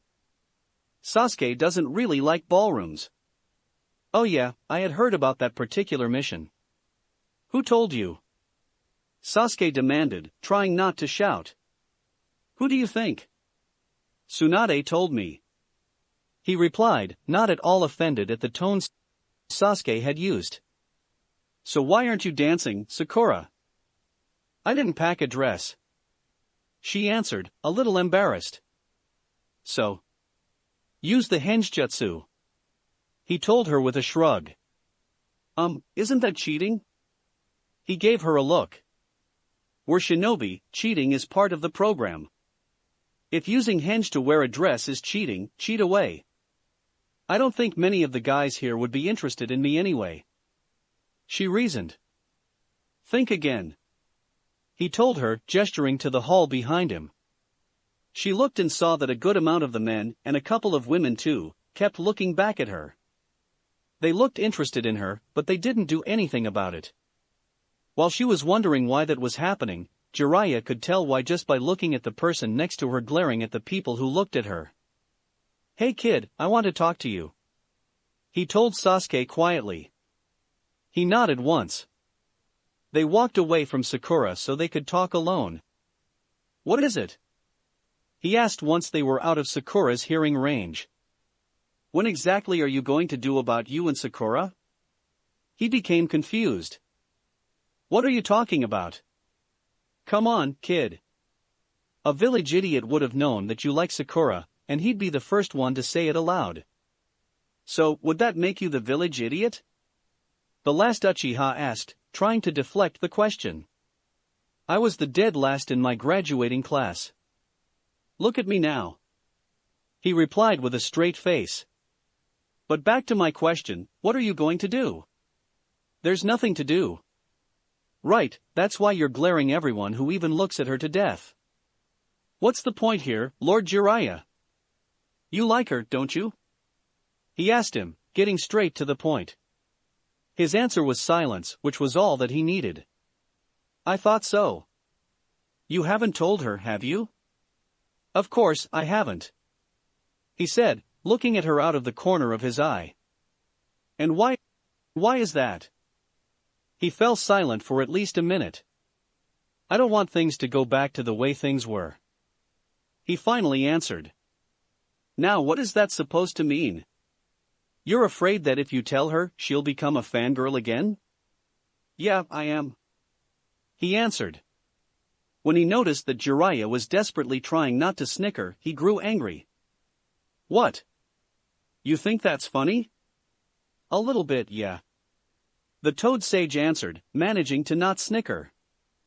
Sasuke, you do remember that Sakura was trained by Tsunade, right?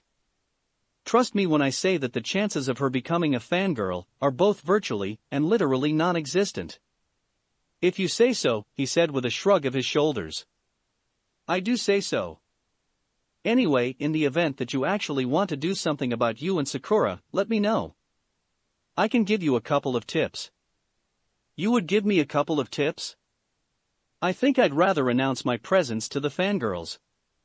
For your information, Gaki, I happen to be quite good at getting couples together. He told him, offended. Who do you think got your parents together? What? What do you mean? He asked. My parents got along fine with each other. That's only after Minato and Kushina helped me lock them in a room together for a couple of days. You did what? Don't get your panties in a twist. We had permission from their parents, and we made sure to pass in food. How long were they in there? He asked, almost scared of the answer. Long enough, Jiraiya answered with a shrug. They got married soon afterwards. Quite frankly, we always suspected that Itachi was conceived in that room. Stop, please. I don't need to hear that. He all but begged, trying not to shudder at that thought. You were the one who asked. He told him before walking away. He quickly noticed Naruto walking into the hall and signaled him to come over. I wish I hadn't. Sasuke muttered to himself as he walked back over to Sakura. What was that all about? She asked, curious. Something I am never telling you. He answered shortly. Now you've got me interested. Forget it, I'm never telling you. Let's focus on the job. Azula had to admit, the dance hall was very well done. The dance floor was spacious enough to allow everyone there to dance without hitting each other. A group of musicians sat at a corner, playing a slow tune. Chandeliers hung from the ceiling, shining down light. Tables surrounded the dance floor with light food so that people could sit down, eat and relax for a couple of minutes before getting back up to dance again. This place is something, Suki noted quietly as she looked around. I know this might sound odd, but I think the ballrooms of Ba Sing Se would have a hard time comparing to this. Trust me, they would. June told her as they watched the people on the dance floor swirl around and around. What the ballrooms in Ba Sing Se lack is elegance. They're all gaudy and horrible, heavy on the pieces of art and paintings that clash horribly together. This place does not have any of that and was done quite nicely. The other two looked at her in surprise. When were you in the ballrooms of Ba Sing Se? Suki asked her. I think the fact that she's a fashion critic is a bit more noteworthy, Azula said. I had a couple of jobs that had to deal with Ba Sing Se's high society, if you can call it that. She said, distaste evident when she said high society. So I had to learn how to blend in and understand what was fashionable and what wasn't. Not a bright point in my career as a bounty hunter. You must have had a lot of male admirers. How many hearts did you have to break? Suki asked with a small grin. She knew that June had to have admirers, she was that kind of woman. Like that would be something I'd tell you. She replied, a little irritably. Ladies, can we please focus on our mission? Azula asked pointedly. I see Kakashi and Sai are standing against the west wall. I'll go see them and let them know of my priorities. She told them, placing emphasis on prorates. The two of you might want to get back into character. They both nodded and Suki began to look worried as she walked away. She made sure to look like she was keeping an eye out for possible dangers against Suki, aka Lady Jaichu, as she slowly made her way over to Kakashi and Sai. But just as she was about to approach them, a hand grabbed her shoulder. What are you doing? A voice hissed in her ear. She turned around and came face to face with Nadar, who was wearing a hood to cover his hair and eyes. I'm trying to stay in character here by informing the shinobi about my priorities. Are you trying to make a scene and get my cover blown? She demanded. Is everything all right over here? Kakashi asked, standing between them. Both he and Sai had noticed that Azula was making her way over to them, but grew concerned when she was stopped by a hooded man. He quickly made his way over to see if Azula's cover hadn't been blown. Damn, he's fast. Azula thought to herself. It's nothing. This gentleman thought I was someone else, that's all. Yeah, what she said. Nadar agreed. Sorry about that, ma'am. He apologized to Azula before turning around and walking away. That was a little close. Had that not gone any farther, we would have had a fight on our hands. Kakashi noted as he watched Nadar walked away. He knew who it was, despite the hood he wore over his head. It might have very well been. She agreed as the two of them watched Nadar disappear back into the crowd. They tried to look for him, but he was invisible to their sight. Anyway, ma'am, we had noticed that you were coming this way. Is something the matter? He asked her, pretending he didn't know her. Yes, I was making my over to speak with you. She told him, getting back into character. My name is Yon, Lady Jaichu's personal guard. I'm just here to tell you that my lady is my primary concern.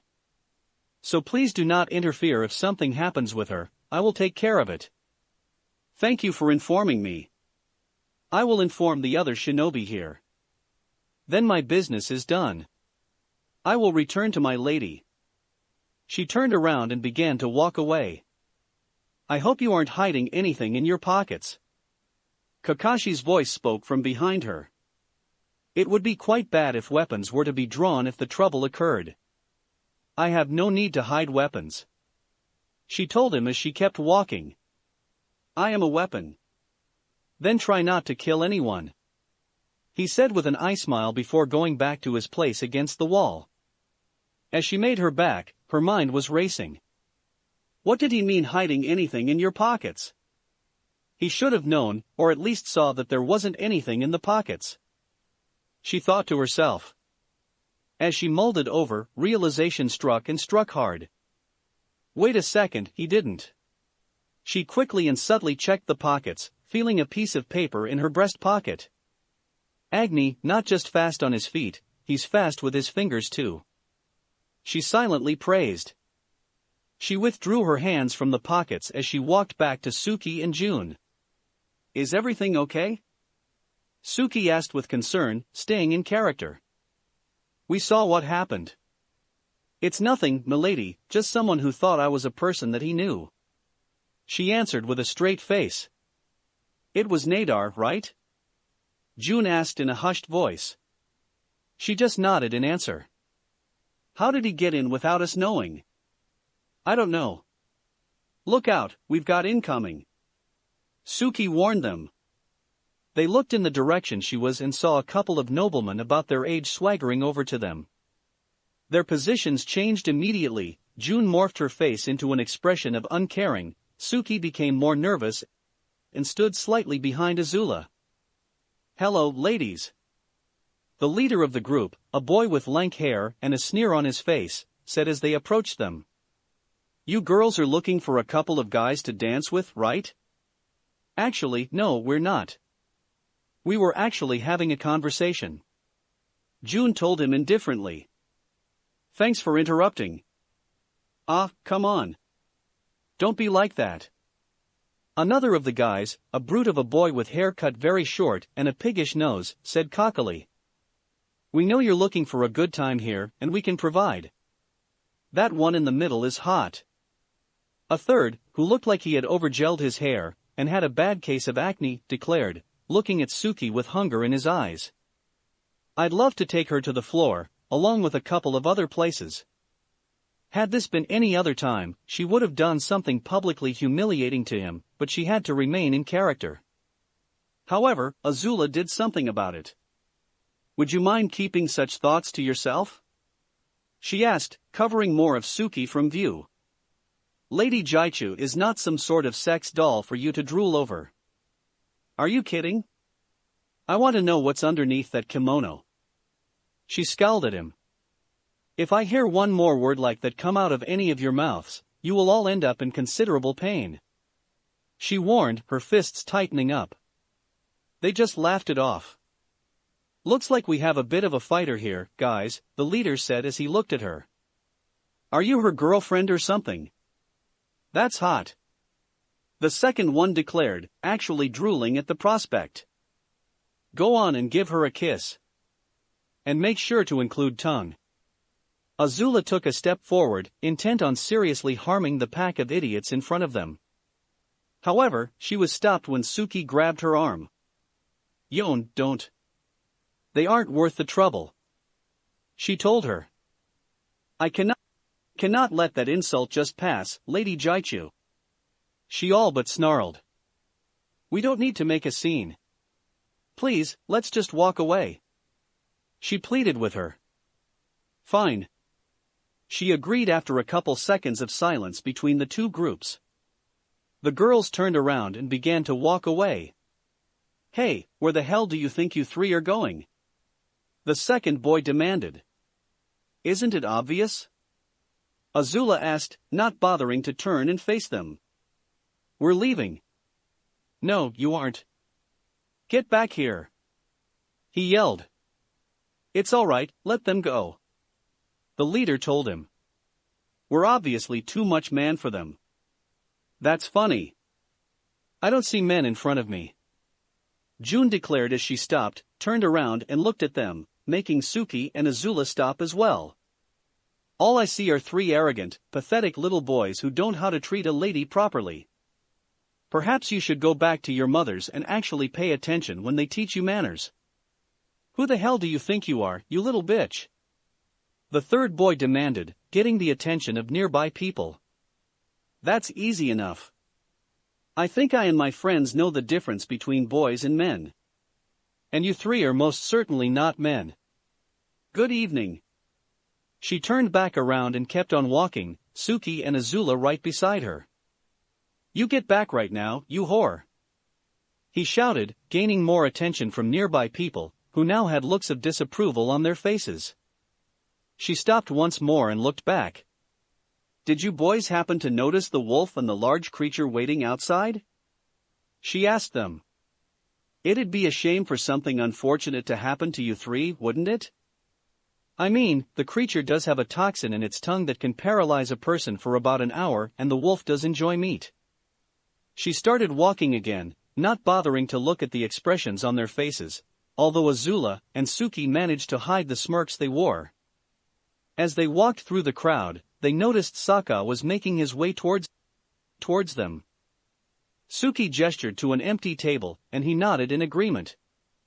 That was nicely done. He complimented them as they sat down.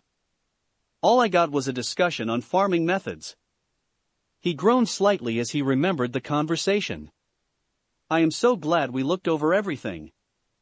I probably would have gone straight to blows in your conversation, but you ladies handled it amazingly. Thank you. June said as she stretched her legs a little under the table. But I was surprised that they didn't come after us. That might have been because their parents arrived just after you walked away and all but dragged out of the hall. He told them with a grin. I wish I could have seen that. Azula remarked with a small smirk. It serves those idiots right. They all quietly shared a laugh, but soon got serious again. Azula, I saw what happened over there. Sokka told her. Were you made? She shook her head. I managed to get out of there fine. But Kakashi did slip me something when I wasn't looking. She reached into the breast pocket and pulled out the small piece of paper. She briefly read it and then passed it to the others. Each took a brief moment to look at it before handing to the next person. Once they were done, Suki handed the paper back to Azula. She closed her hand around it and burned it to ashes with a quick fire bending. We need to inform Naruto. June said as Azula discreetly dipped her hand past the tablecloth and dropped the ashes.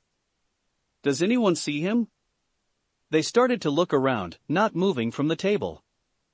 It was a little difficult due to the fact the place was crowded and most people were on their feet, giving them a bit of a blocked view. There he is. Suki said. He's over to the right of the dance floor, being swarmed by girls. They all looked to where she had said. Naruto was indeed standing to the right, just within sight of Sasuke and Sakura. Girls had surrounded him, but it didn't look like he was enjoying the attention. You should really put a collar on him or something. June told Azula as they watched him try to wave off the girls around him away. Just show who he belongs to. I can't really do that right now, seeing as we're undercover. She replied. But I guess I really should do something soon. Well, there go the girls. She noted with a small smirk as the girls finally left him alone. His eyes searched the hall until he found them sitting at the table. Why is he glaring us to death? Suki asked as she tried to avoid making eye contact with the glare Naruto was throwing at them. I don't think he's glaring at us. Sokka told her. I think he's glaring at me. They watched as Naruto raised his hand and gave his ear a tug before lowering it and started walking towards the dance floor. What is he doing? And what was with tugging his ear? June asked. I think he just told us he's about to play it by ear. Azula remarked. But what is he doing? The others, as well as the shinobi, were asking that same question. Soon, the sound of people talking, of people dancing, even the sound of the music playing stopped as everyone's eyes were on him. He made his way through the dance floor, people moving away from him like he would hurt them if he didn't. When he stopped, he was standing in front of the royal table, at which sat the fire daimyo, Koyuki, Madame Shirjimi, Jiraiya, and Mickey. Princess Mickey, may I have this dance? He asked in a formal tone. But no matter what the tone he used, he still had stunned the entire dance hall. Nobody had ever so brazenly walked up to the royal princess and asked her if she wanted to dance. She was supposed to have a dance card, which was supposed to completely filled. "May I ask your name, sir?" Mickey asked in return. "It's Kicken, your highness," he said with a small bow. "That man who recently made a fortune when he gambled in a casino with a single Rio bill? I think the rumors are getting a little exaggerated," he said with a small chuckle. "It was more than just one Rio. Rumors do tend to do that," she conceded. "But why do you wish to dance with me?" His expression became confused. "I'm sorry, your highness, but who wouldn't want to dance with you? Besides, I had thought you would have wanted to do justice to the dress you're wearing." The dress was a long, strapless one that was the color of midnight blue. She wore no necklace or earrings and only wore minimal makeup. But she was stunning nonetheless, especially with her hair down. "Were you not aware of the fact that I have a dance card?" she asked him, only blushing faintly at the compliment. "If it is full, then I apologize, your highness," he answered with an apologetic bow of his head. She laughed. "Oh, it's full, trust me," she told him, before standing up from her chair. "But screw it. It'll just be full of suitors the FB and my father are trying to shove down my throat." She looked pointedly over at the fire daimyo and Madame Jimmy before walking around the table to stand in front of him. "You may have this dance, Mr. Kicken." "Thank you, your highness." He thanked her with a bow of his head. She curtsied a little in return before offering her hand. He took it and led her down to the dance floor, which completely emptied itself as they approached. As they stood in the middle of the floor and readied themselves, the lights above dimmed until there was only one light, which was focused on the pair. The musicians began to play a song that the princess considered to be an old favorite. Start FFX2 OST, Eternity Memory of Lightwaves. As the music played in the air, the two danced. It was a slow dance, but everyone's eye was on them. There was no misstep, no hesitation, and no awkwardness between the two dancers. They danced as if they had been doing this for a long time. "You dance well." Mickey praised him as they danced. "Thank you," he replied. He spun her around slowly and she followed through, spinning gracefully. "Princess Mickey," he said underneath his breath as she came back to him. "Whatever you do, please do not show anything on your face. My name is Naruto Uzumaki. My team and I are with Jiraiya and the other Konoha shinobi on assignment to protect the daimyo of Spring. How do I know you're telling the truth?" she asked, keeping a blank face as they danced. "We came into the capital with Jiraiya the Toad Sage, Kakashi Hatake Sai, Sasuke Uchiha, and Sakura Hirono. Anyone could have known that," she pointed out.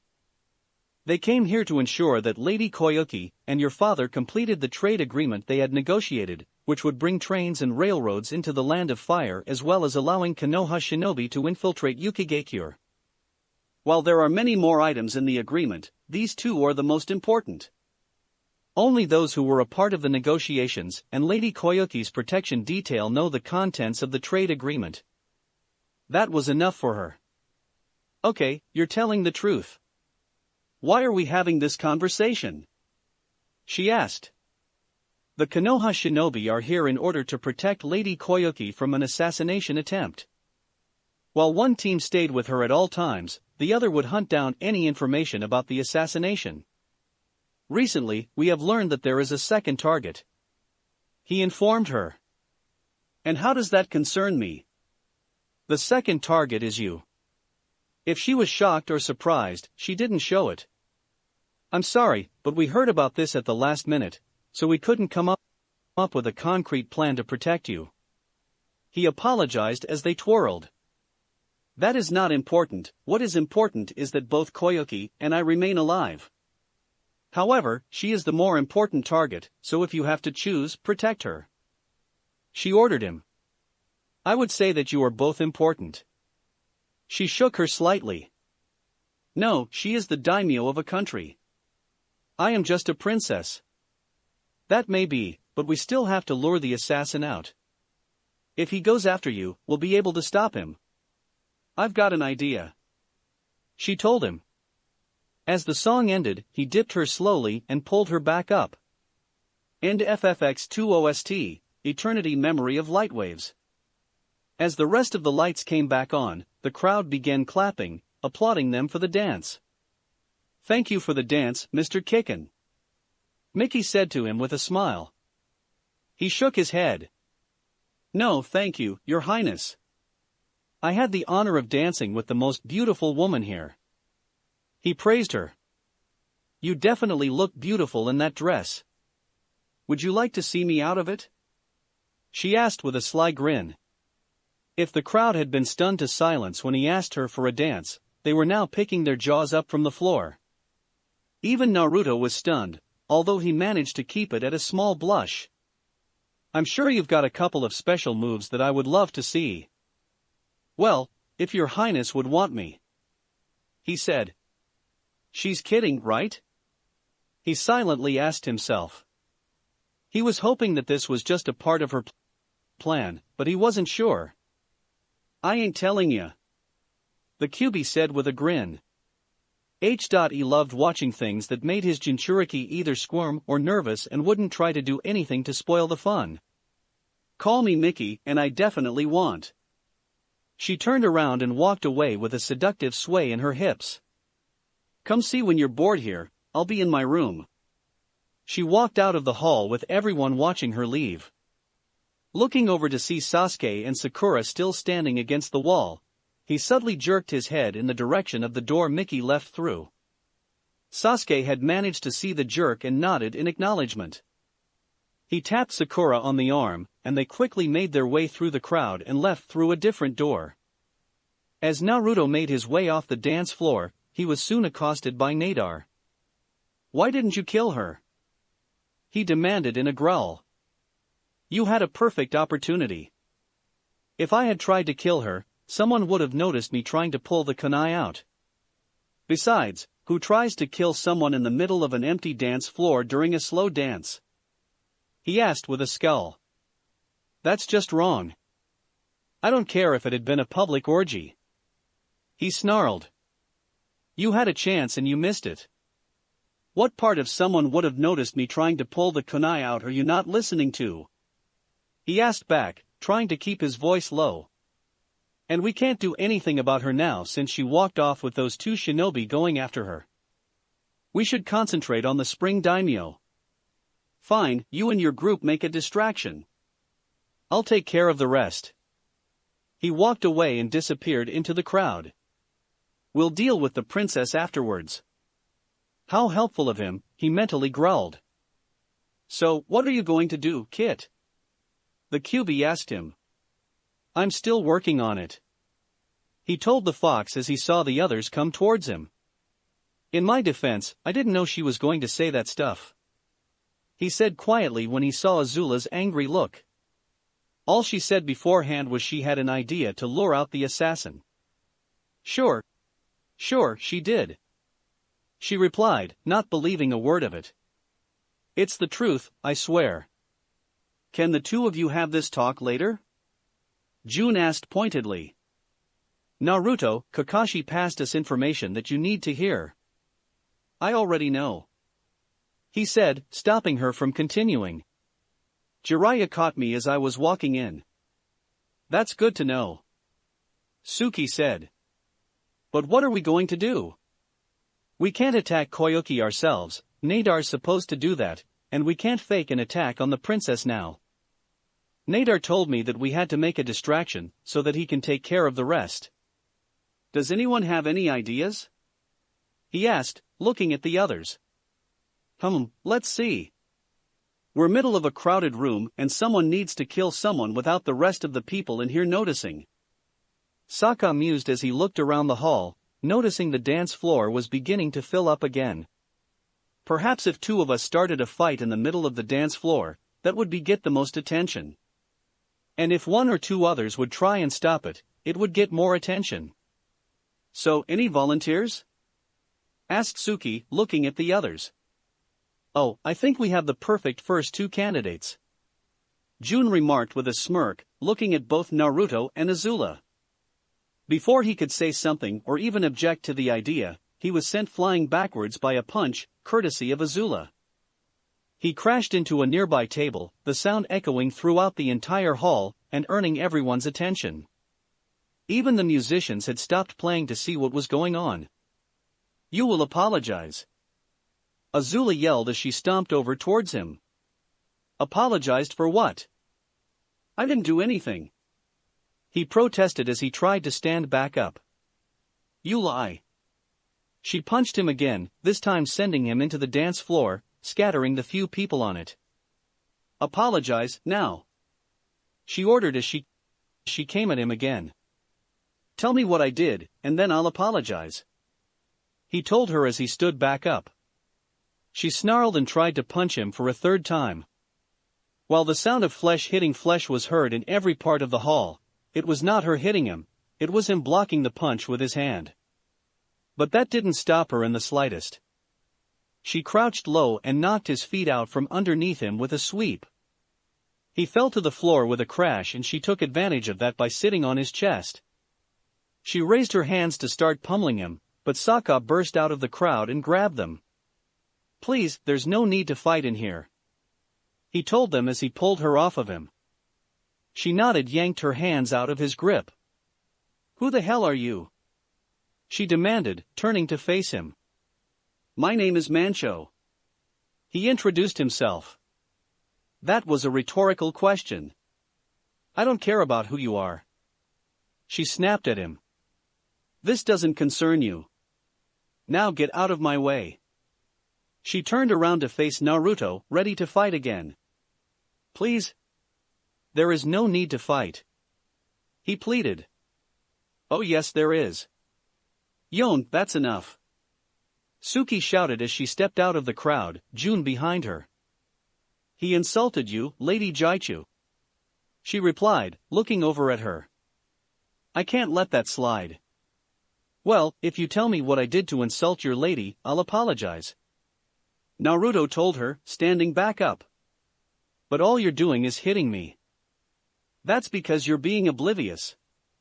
You know damn well how you insulted Lady Jaichu, she snapped at him. No, I don't, you idiot, he snapped back. She leapt for him again, but Sokka grabbed hold of her. Let go of me, she ordered. The two of you don't need to fight, Sokka told her, grunting with supposed effort as he tried to hold her still. I said let go. She twisted out of his grip and unconsciously slugged him across the face, sending him stumbling back. Yoen, said a horrified Suki. She pretended to also be horrified at what she did. I'm sorry. I didn't mean to do that, she apologized as she tried to help him up. What in the name of Kami is wrong with you, lady? Naruto demanded as he came over and helped Sokka up as well. If you had just apologized, that wouldn't have happened, she growled at him. Please don't fight, Sokka begged the two of them as he tried to stand in between them. But they ignored him, stepping to the side. If you had told me what I did, I would. But you haven't, Naruto yelled at her. They began to circle each other, pretending they were about to fight again. That's enough, Jiraiya announced as he and Kakashi appeared in between them, stopping them from starting another fight. You need to leave now.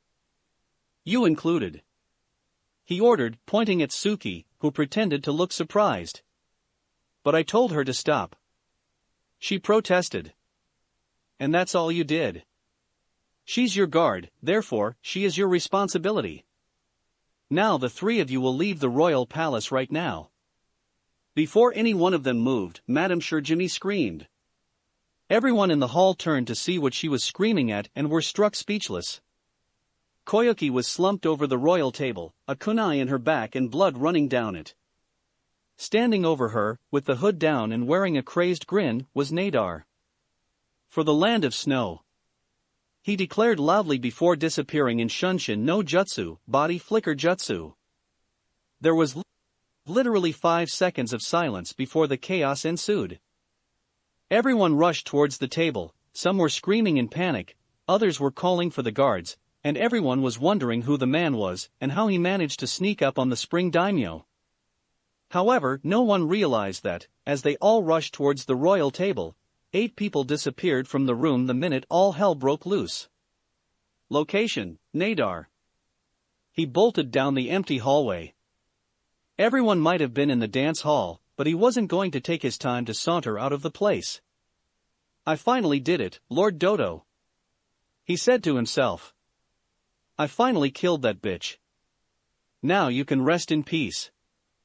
Once I get back to the land of snow, those loyal to you can take control once more. He picked up his pace, the thought of taking back the land of spring urged him on. The sound of his footsteps bounced off the walls, and went back through his ears as he raced through the halls. Soon, it turned from the sound of wood to ground as he ran out into the open. The sun had fully set and now there was only the moon and the stars to light his way. He ran past the gate, which had no guard due to what happened, and almost collided with Sokka. I see you guys got out, he said as he stopped in his tracks in front of them. Did you expect anything else? Azula asked cockily. No, I didn't. Now let's get to the princess. He looked behind him. The guards are sure to be out looking for the assassin. If we're quick and careful, we'll be able to get into her room, kill her, and get out before anyone, even the shinobi guarding her, will notice. Before we go, there's something we need to discuss. Sokka told him, folding his arms and making it look like he wasn't going to move. What is it? He asked impatiently. Is it about the money? We'll be able to discuss that once we've killed the princess and escape, okay? Now let's get moving. It's not that, actually. Suki said. Then what do you want? He all snarled at them, turning back to face them. Nyla, barked out June. He felt something prick the back of his neck and then suddenly couldn't move. He lost control of his body as he fell to the ground. I've been paralyzed, he realized. Hearing footsteps coming towards to him, he managed to look up to see who he thought was using the fake name of Kikken squatting over. Only his hair wasn't red, it was blonde, his eyes weren't a glowing teal, they were blue, and he had whiskers marks on his cheeks. You. He managed to croak out. Me. Naruto replied before lifting his fist and knocking him out. When he came to, he could feel that his hands had been bound to his sides and his legs were bound together. He could also feel a chair underneath him, but felt something binding him to it. He opened his eyes and saw that he was in an empty room. It was dark, save for the windows letting the moon shine through. He also could tell that he was being held in one of the rooms in the palace, due to the quality of the floor, walls, and windows. He then turned his attention to the 10 people standing in front of him. I see you're awake, Naruto noted from where he stood. You were working with them the whole time? He asked, looking over at Team Kakashi. Yeah, we were, Sokka answered, holding his Zanpakuto in his hand. We were trying to protect Koyuki from the hit from within. He gave a hoarse laugh. And a marvelous job you did at that. Sokka's grip on his Zanpakuto tightened, and the expression on his face said he was seriously tempted to use it. Suki placed a hand on his shoulder, calming him down and also preventing him from moving. Nadar Roga, why were you working with the Akatsuki? Kakashi asked him, both his tone and face completely serious. Now why would I tell you that? Do you think I would sell out my comrades? He asked the masked shinobi with a sneer. You must be stupider than I thought, Kakashi Hatake. We can make you talk, Sasuke told him, his tone threatening. How would you do that? By torturing me? You don't look like you've changed much since the last time we met, Sasuke Uchiha. He taunted. I guess I don't have much to worry about being tortured by you. He smirked. I never said I was going to be the one to torture you. My teammate will be the one to do that. He looked over at Sakura. The captured shinobi followed his gaze. Her? Ha! Good luck with that. He laughed loudly in her face. Sakura smiled at the shinobi, making both Jiraiya and Sasuke avert their gaze, Sasuke, because he had been on the end of the smile before, and Jiraiya, because he had seen that smile on Tsunade. Whoever was on the receiving end of that smile was not in for a good time, more like a really painful time. I know the location of each and every sensitive bone in your body, as well as the easily breakable and painful ones. I can start breaking those bones, causing you indescribable pain, until you're begging me to stop. Or I can slowly burn you to ashes. Azula stated with a sadistic grin. Opening her hand, she bent a small fire into palm. All I would have to is start at your legs and slowly work my up. By the time I reach your nether regions, you'll be in so much pain, you'll be thanking whatever spirit you pray to if I decide to stop, which I might not. Both Sokka and Suki took a step back after they heard that come out of her. But Naruto and June acted like it was no big deal. So, which is it going to be, Nadar Roga? Jiraiya asked him. Telling us everything you know, having every bone in your body being broken until you talk, or being slowly burned alive until you talk. It's your choice, I'd suggest you be quick about it. This time he didn't laugh, he cackled. You can't torture me, Lord Jiraiya. He said, making the name sound like he was someone you shouldn't be around with. I have valuable information you need, so you can't torture me, so that puts both having my bones broken and being burned alive out of the question. I will be need alive, so you'll have to take me back to Konoha with you in order to make me break. He threw them a smug grin, the kind where you wanted to punch it off him. I'll save you the trouble, I won't break. I may have valuable information, but all I have to do is to wait for my comrades in the Akatsuki to rescue me. You are quite mistaken there, Nadar. A voice to the side told him. Everyone swung their heads to where the voice was coming from. They were caught off guard when they saw Toby sitting on a window ledge they would have sworn was locked. But he wasn't using the childlike voice Team Paragon had heard him use, he's speaking with a deep voice, sounding completely serious. The Akatsuki has never considered you to be a comrade. You have been nothing but a pawn. What? Nadar said, stunned to be stripped of a notion he thought was a guarantee, the smug grin disappearing from his face. You must kidding, Toby. He protested. I assure you, I am not. Now please be quiet, I have more important things to concern myself with.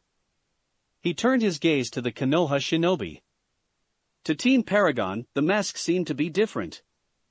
It looked harsh, unnerving, and a little scary. Hello, Konoha shinobi. I assume you are currently threatening Nadar to get the information he has, correct? He asked, being polite. You should know. You were listening in beforehand. Jiraiya accused him. I was doing nothing of the sort. I have just arrived. Then how do you know what we're doing? Sasuke demanded, preparing himself for a fight. Simple really, I know how shinobi from Konoha operate. You'll capture a target, pump him for information at nearby location, then take him back to the village and pump him again, this time fully breaking him. He gave a small laugh. If you want to try that with Mr. Nadar here, then by all means, go ahead. But if you want to try to get the information out of me. He shrugged his shoulders. Catch me if you can. He then rolled his body off the ledge and down to the ground. They heard the sound of feet hitting the ground and then running off. Somebody go after him. Jiraiya ordered. Before he even got to the third word in that sentence, both Naruto and Kakashi were already out the window and after him. That's it for this reading. Hit like and subscribe for a free ticket pass going to the different worlds of anime fanfictions. Looking forward to having you on board again.